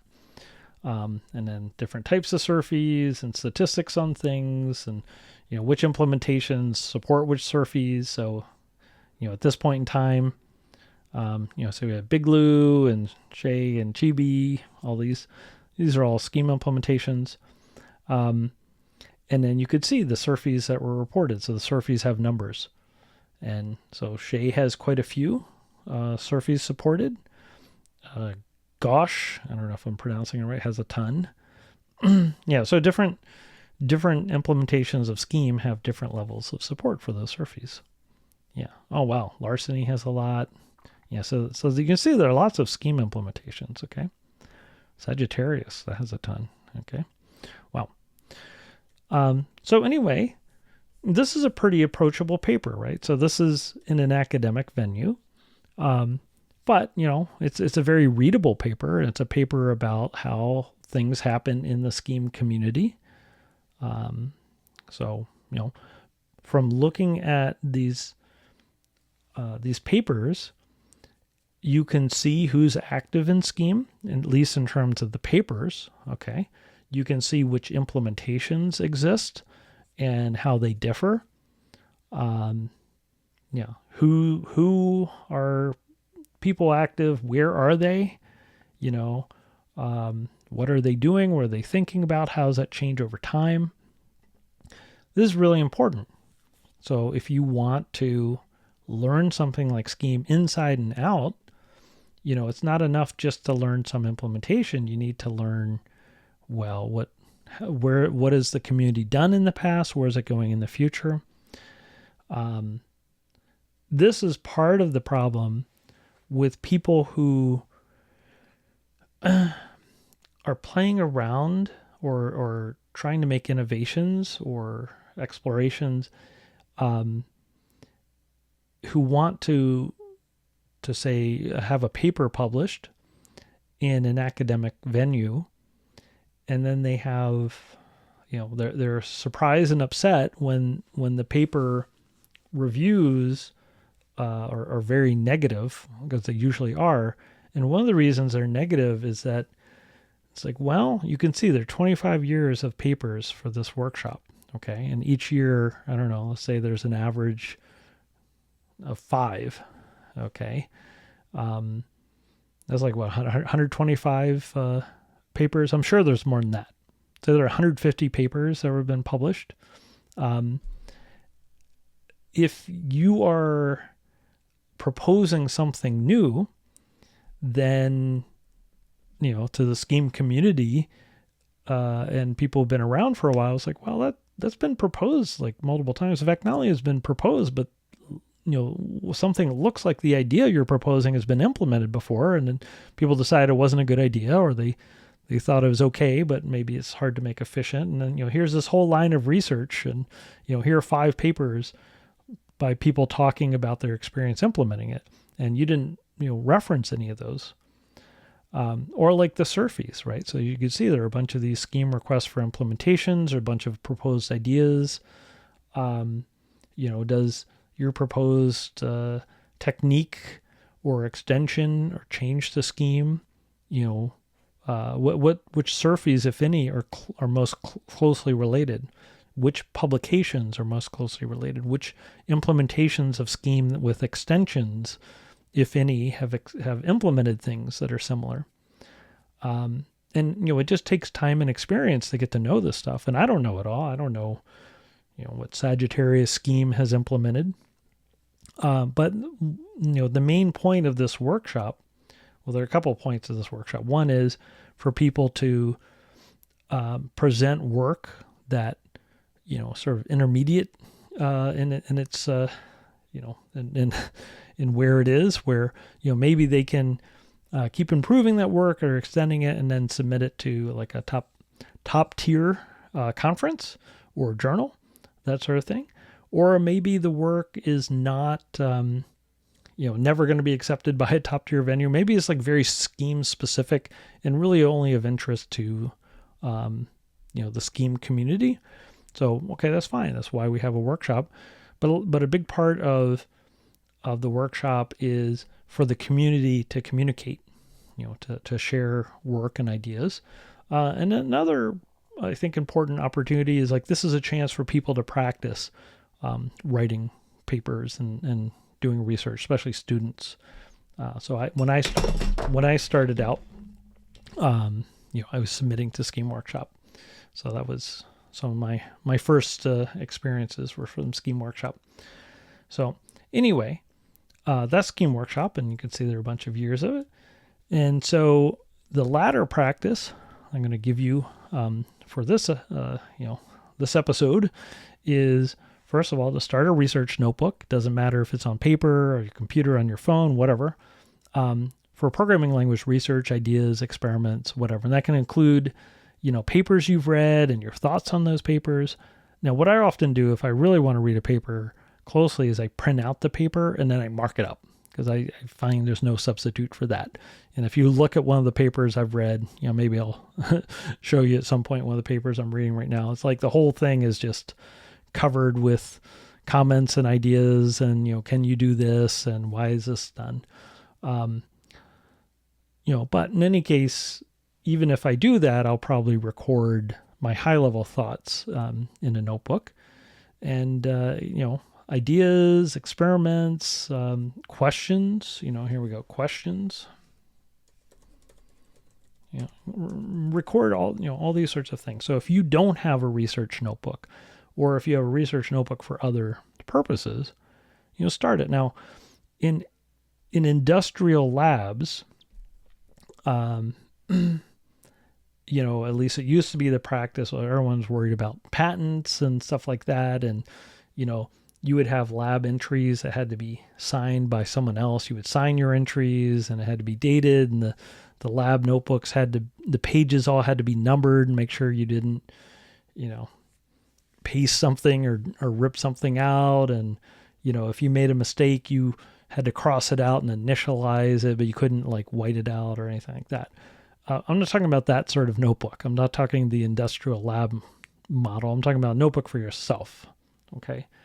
So you can organize your thoughts, and then more to the point, make time to think. Okay. So working on making time to think, and don't be afraid of being bored. Okay. Don't be afraid of being bored. You don't have to go check social media every 2 minutes or watch YouTube every 2 minutes. It's okay if you watch this video later, whatever it is. You don't have to play StarCraft right away. You can take some time to think, make some time to think with your notebook. You can think without your notebook, whatever. So, that's part of your ladder practice, and that's important. That's something that's a continuous practice. Okay. And then, read at least 3 abstracts for papers from at least 3 different years of the Scheme and Functional Programming Workshop, preferably from different years or decades. And then pick one of those papers and read it, or at least skim it. Some of these papers might be technically difficult enough where you can't read the paper, but you can at least skim it, and you can certainly read the abstract and conclusion and the introduction, try to get a sense of what problem are they trying to solve. Okay, which techniques are they using? So let's just pick one at random. So first of all, we have the 2000s, the 2010s, now the 2020s, right? So, you could pick 1 year from each of these decades. So let's just pick 2002. Great. And let's just pick a paper, I don't know, at random. Okay, here we go. Actually, this was the first Scheme workshop I went to, I think, 2002. And I remember this paper, and I got to meet all these people. Robust and effective transformation of LETREC. So one of the interesting things is that LETREC, which allows you to do recursive, mutually recursive definitions, in R5RS Scheme, there's actually a problem with how LETREC's defined. And so this paper, shows how you can do transformations and some of the issues with LETREC. And so it's an interesting paper. This is one of the first Scheme papers I saw sort of in the wild. So here are transformations, validity checks, evaluation order. So this is a very programming languages-y thing. Okay, so if you don't know Scheme yet, this might be hard to read, but go ahead and give it a try. Okay, you can at least try to read. So here we go, revised to the 5th report, R5RS. Okay, so you can start reading these things.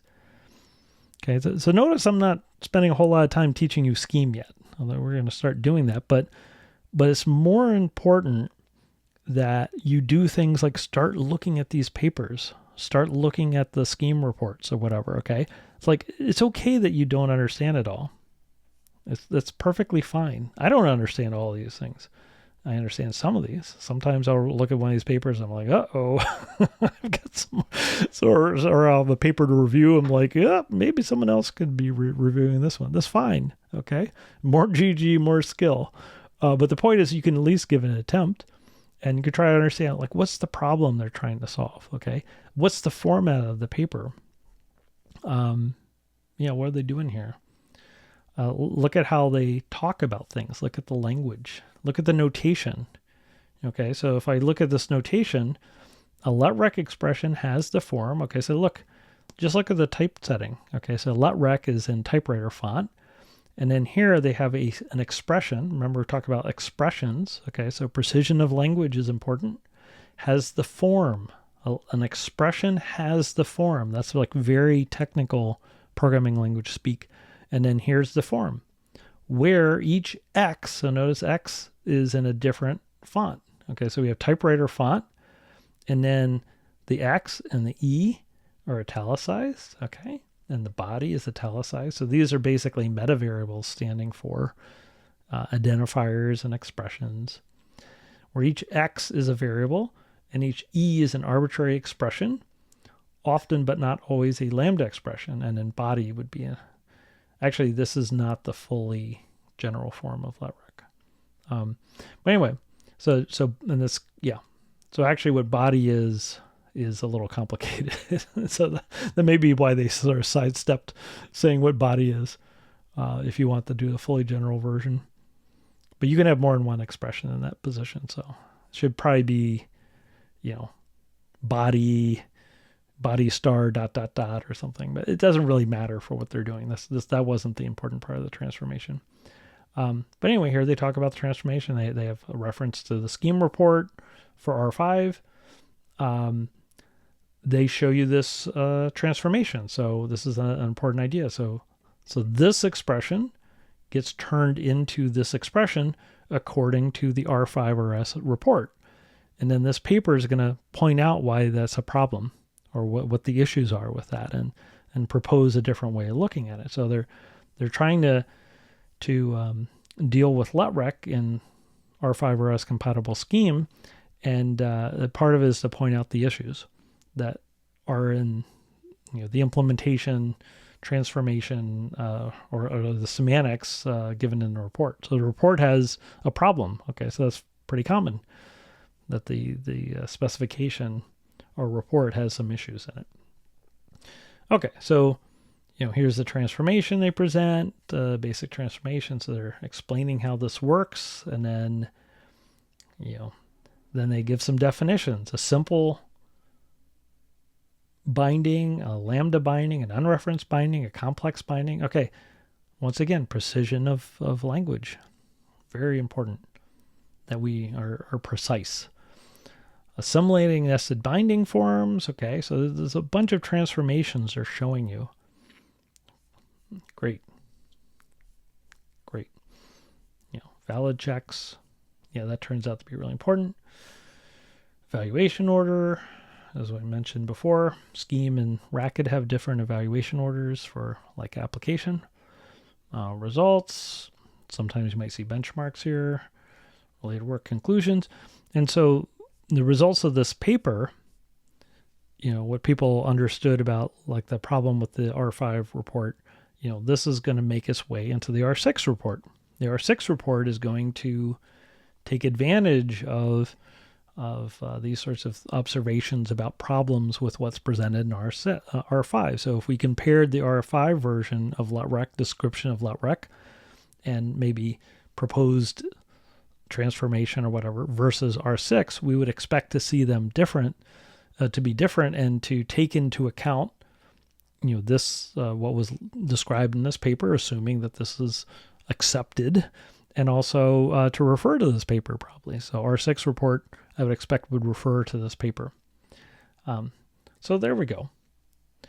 That's the sort of thing that we can start getting used to. Okay. Yeah, here's another cool paper. Mir Goldberg, a variadic extension of Curry's fixed point combinator. Yeah, that's a cool paper too. Anyway, lots of interesting papers. So that's your ladder practice, okay, is to do that. Now, the next thing we're going to do, which we didn't get into today, is we're going to start, diving into some of the technical details of Scheme, but we're also going to look at other languages like Java, and we're going to make some comparisons, okay? And so we're going to have, this is like a little teaser. So instead of me just teaching you Scheme, it's like, okay, here's how Scheme works. Here's what a Scheme expression looks like. Here's how to add two numbers, right? We're going to sort of take a page out of Dave Jones. He runs this electronic engineering video blog on YouTube, and he has a great phrase where someone will send him some electronic equipment for him to look at or review or whatever. And instead of like looking in the manual, turning on the equipment and playing with it, He has a saying which is, "Don't turn it on, take it apart." And so the first thing he does is take a screwdriver and take the whole thing apart and look at the printed circuit board and the components and the layout of everything. Is like, wow, that's kind of an unusual design, or why would it be done this way, or the PCB is delaminating already, or whatever it is. Okay, so he's looking at the electronic devices not just from the standpoint of a user, but by someone who designs these things and tests these things, okay? As a practitioner of the art of designing electronic devices. So that's how we're going to look at things. So yeah, we'll look at things like integers and adding integers or giving names to integers, okay? Some pretty basic things, but already you're starting to see complexity in language design, and you're starting to see how that differs between languages. So we'll compare that to what you would do in Java in some cases, okay? And, this will get into things like computer organization. We'll be talking about, comparisons and trade-offs and design decisions, okay? So Java has a very different design philosophy than Scheme in many ways. There are some similarities, but there's some serious differences too. So let's talk about those and explore those. And we can explore those even with something as simple as like, how do you add two integers? Okay. It turns out there's some pretty big design decisions that are different between the languages. My friend Andy Keep, his answer to anything is like, well, is this better or this better? The answer is it depends. Okay. So it depends. So like is the Scheme representation of integers better, or the Java representation of integers better? It depends. It depends what you're trying to do. Okay, the languages have different design goals. Joe Armstrong, who is a designer, or the main designer of the Erlang language, I was at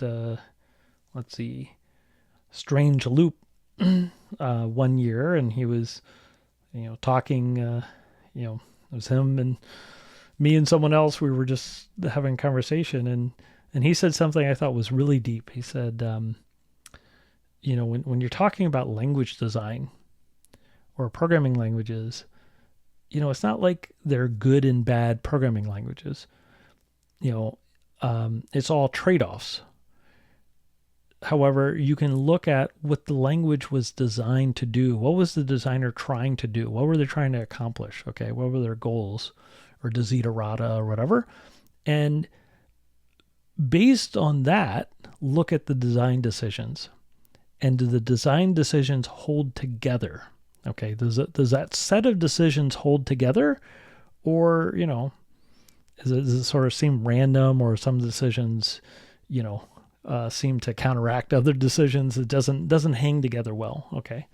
In R6, there's some design decisions that I think don't hang together with other parts of the design, and there are other parts that hang together quite well. And the same in Java. I think there are design decisions that hang together well based on the goals of the language, and others that maybe don't hang together so well. So we're going to try to take that perspective. Okay.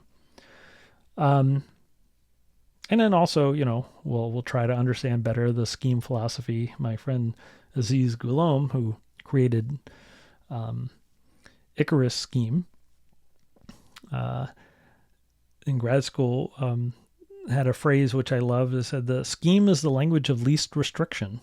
Okay, and we can investigate that. And he had another saying, which was, it was something like, "You use Scheme for solving hard problems." Okay, this is the basic idea. Okay, so Aziz's view was, yeah, if you're solving an easy problem, sure, do it in Java, do it in Python, do it whatever, use some library and call it a day. That's not a big deal. But there's sometimes you're solving problems that are really, really hard, or there's an essence of the problem that's really hard. And Scheme is a good language for that because it has lots of ability to build abstractions, but it also, you can use Scheme to write efficient code. So it has really good trade-offs from that standpoint, where you can do things like language-based abstractions, language-based programming, where you design and implement a domain-specific language. Like the Racket people are super into that.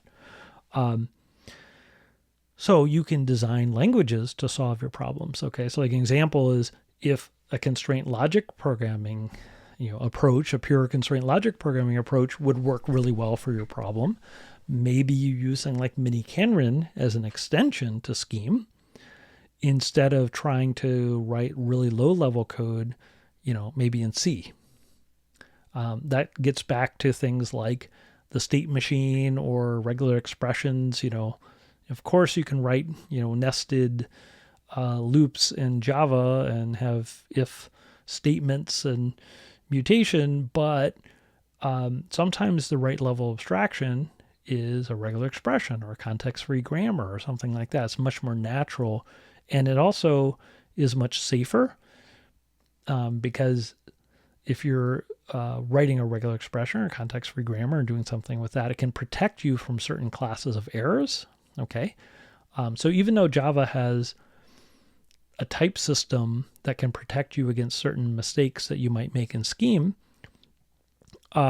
if you use language-based design, then you can make sure that your domain-specific language enforces, that you don't make certain mistakes, because you can't even write down programs that would make that mistake. Like you just say, well, we're not allowing mutation, okay? Or there are things like that where it's like, well, you don't have any mutation in your domain-specific language. Even though Scheme allows for mutation, you could create subsets or DSLs or whatever in Scheme that don't have mutation. So if you do that, then you're guaranteed that you don't have certain classes of errors. Okay, so it's a very powerful way of giving abstraction. So, we're going to look into, start thinking about the trade-offs and start, taking apart the languages, and just even very simple things like adding two integers. There's a lot to know about that. And numbers in general and arithmetic in general, there's an awful lot to know about. And I'll also just give some pointers here. And I know a lot of people ask about this. So once we start talking about things like numbers in programming languages, like even just integers, you start getting into representation choices and language design choices that often could be tracked back to hardware. Okay, so Java's the way Java represents integers in the language can be traced back to, hardware choices from, maybe the 1960s or 70s or 80s or whatever. And so it helps to have some handle of that. Now, when I was a kid, first playing around with computers, you had to know something about the computer hardware just to get anything to work. And in fact, my Commodore 64, I think, came with schematics that showed you, like it came with like circuit diagrams. Okay. So it was that sort of thing. Nowadays, if you have something like an iPad, well, who knows how, that may as well be magic. Like you have no way to interact with that. For my first computer, TRS-80, it was all like basic and peeks and pokes, and you could just like directly access the memory and change the colors and stuff like that. For Commodore 64, there was like a port out the back. I remember hearing stories from one famous Commodore programmer who will remain unnamed right this second, but she used to take a fork and run it up and down. Jerry.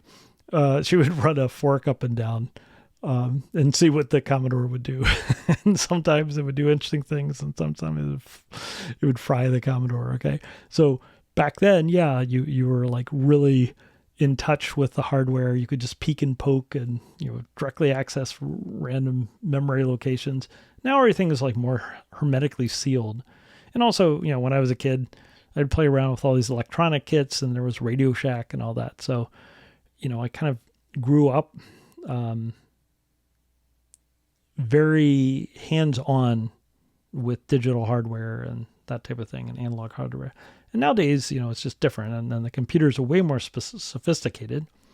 So a lot of people don't have that background in the same way. It's harder to get it.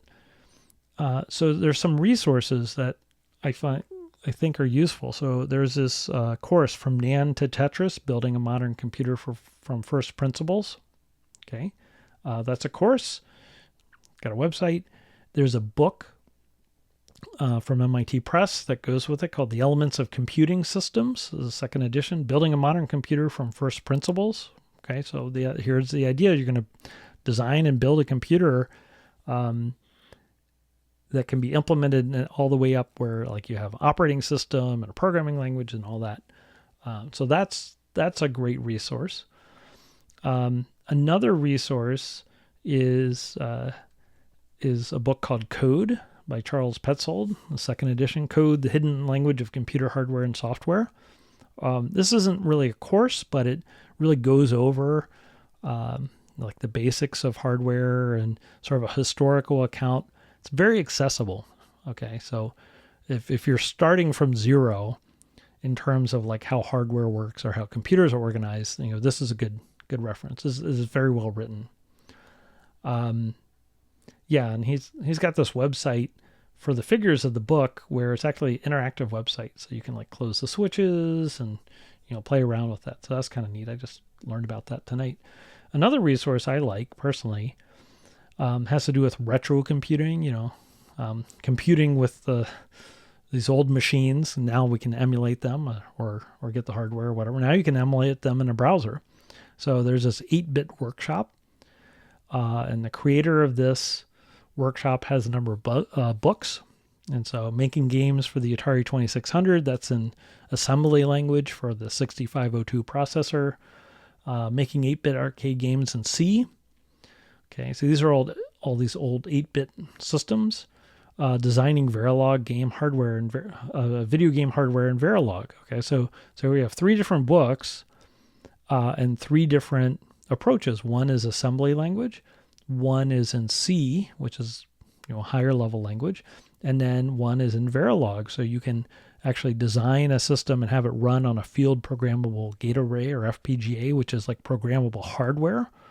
And then we have programming for the NES, the Nintendo Entertainment System. So this is 6502 assembly, that type of thing. And there's another book. Wait, hold on. There's another book I know because I've been reading it. Here's the new book, which is Making Games for the C64, the Commodore 64. Try it again. Here it goes. Making Games for the C64. So this book is in C, and mostly C, I think, and then also 6502 assembly or 6510 assembly language. So Commodore 64 system close to my heart, Nintendo Entertainment System, and the Atari. These are systems that I was very familiar with growing up, and then the 8-bit arcade games and like the hardware and Verilog and all that. That's really interesting. So that's an alternative way, a fun way to learn about computer organization. And one of the great things about something like the retro computing systems is that they're relatively simple. Now they could be complicated to program because you didn't have memory protection and the way you would have maybe one general purpose register on the CPU and stuff like that. So like the hardware was very limited. The amount of RAM you had was limited. Sometimes there'd be kind of weird things like segmented memory or like page 0 being special or whatever. But it's still, these are still much, much simpler systems than anything today. Like, an Intel processor, an ARM processor, modern processors, they're way, way, way too complicated for any one human to understand. But like a Commodore 64 that's been described by some people as Commodore 64 is arguably the last computer where a single person could, in theory, understand the entire machine, operating system, how to write applications, assembly language, the processors, how the sound generation worked, all the way down to the transistor level for the 6502 or whatever, 6510 processor. Okay, so people understand they've reverse engineered that machine down to the individual gate level. Anyway, so that's a fun way as well. And then here's like a very non-standard approach, but it's also old. So when I was a kid in the 80s, there were these Usborne books from the UK. And these are books that, I grew up with. It's like, okay, basic programming for these old computers from the 80s. And one of the books, so Usborne has made all these PDFs from the 80s free on their website. And here's a PDF, Usborne Introduction to Machine Code for Beginners. Okay. And what I like about this book is, okay, so for the Z80 and 6502, this is a book for kids, but it's just like very well organized and, explained. Okay. So, if you go through and read this, it explains binary, explains representations of numbers and all those sorts of things, and assembly language. Okay. So here we go. We've got some assembly language for, here we got some Z80 assembly language. And, explains it all and makes metaphors and all that. But you could see what the computers were like, right? That's like the computer you had.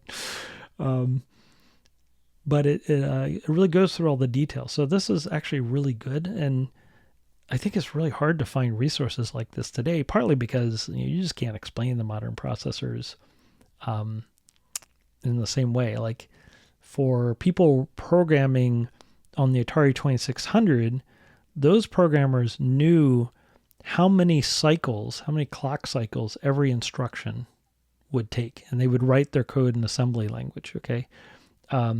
Today on a modern processor, you can't even predict how many cycles it would take for many operations, because the processors themselves do out of order execution and all sorts of things.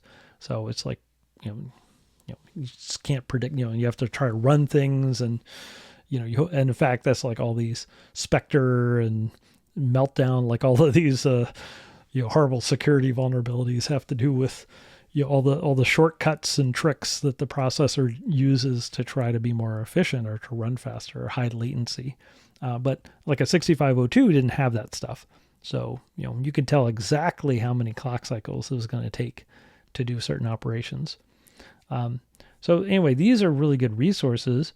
And even the NAND to Tetris, that's still a very simplified computer compared to like a modern computer. So these are good resources.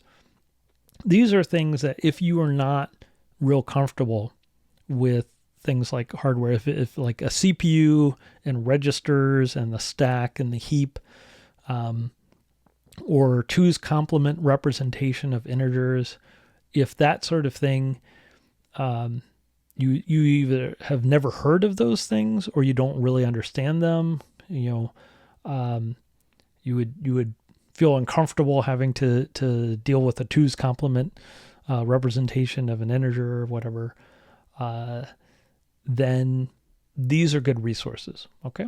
So, we could talk about this a little bit, but, part of the point of the series isn't to teach you every single thing.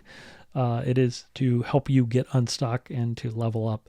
And so sometimes like, okay, do this course or read this book, or, pick one of the retro computing things. Like one of the cool things with the 8-bit workshop, by the way, is that the simulations, there's a simulator, like you run your browser, and this, here's the scoreboard.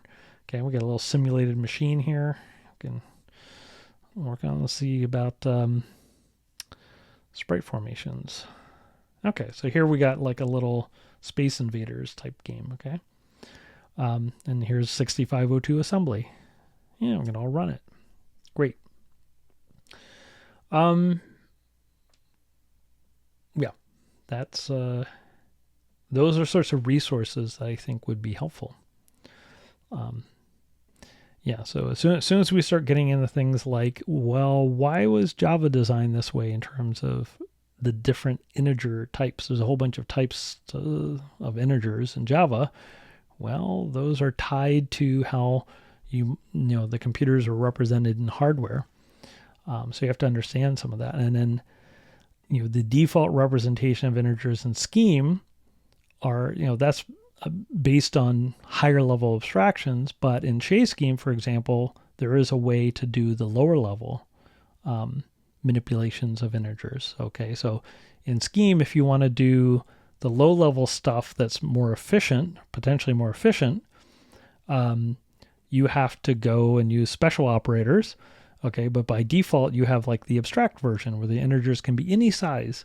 Whereas in Java, sort of the opposite, at least historically, the original design of Java is that, okay, we'll do the efficient thing with integers, but that means you have to be very careful with the size of them.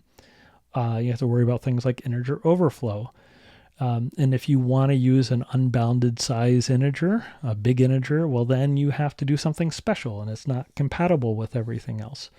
Okay, so these are different design decisions, and which one's better? Well, like Andy Keep would say, it depends. Okay, it really depends.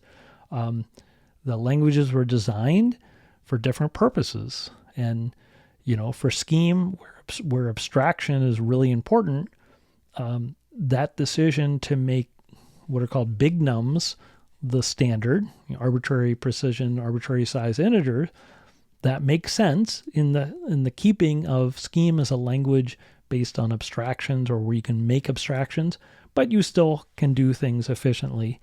But by default, it's like, well, the Scheme is the language of least restriction. Why should there be a restriction on how big your number is? Okay. Whereas in Java, it was coming more from at least in the design standpoint, C, C++. They were trying to capture systems programmers who were used to having to deal with like integers of different sizes. And it's like a hybrid model. So it's an object-oriented language, but had built in, primitive types, like integers of different sizes, and a virtual machine. Okay. And they made some decisions about how big the different integers were.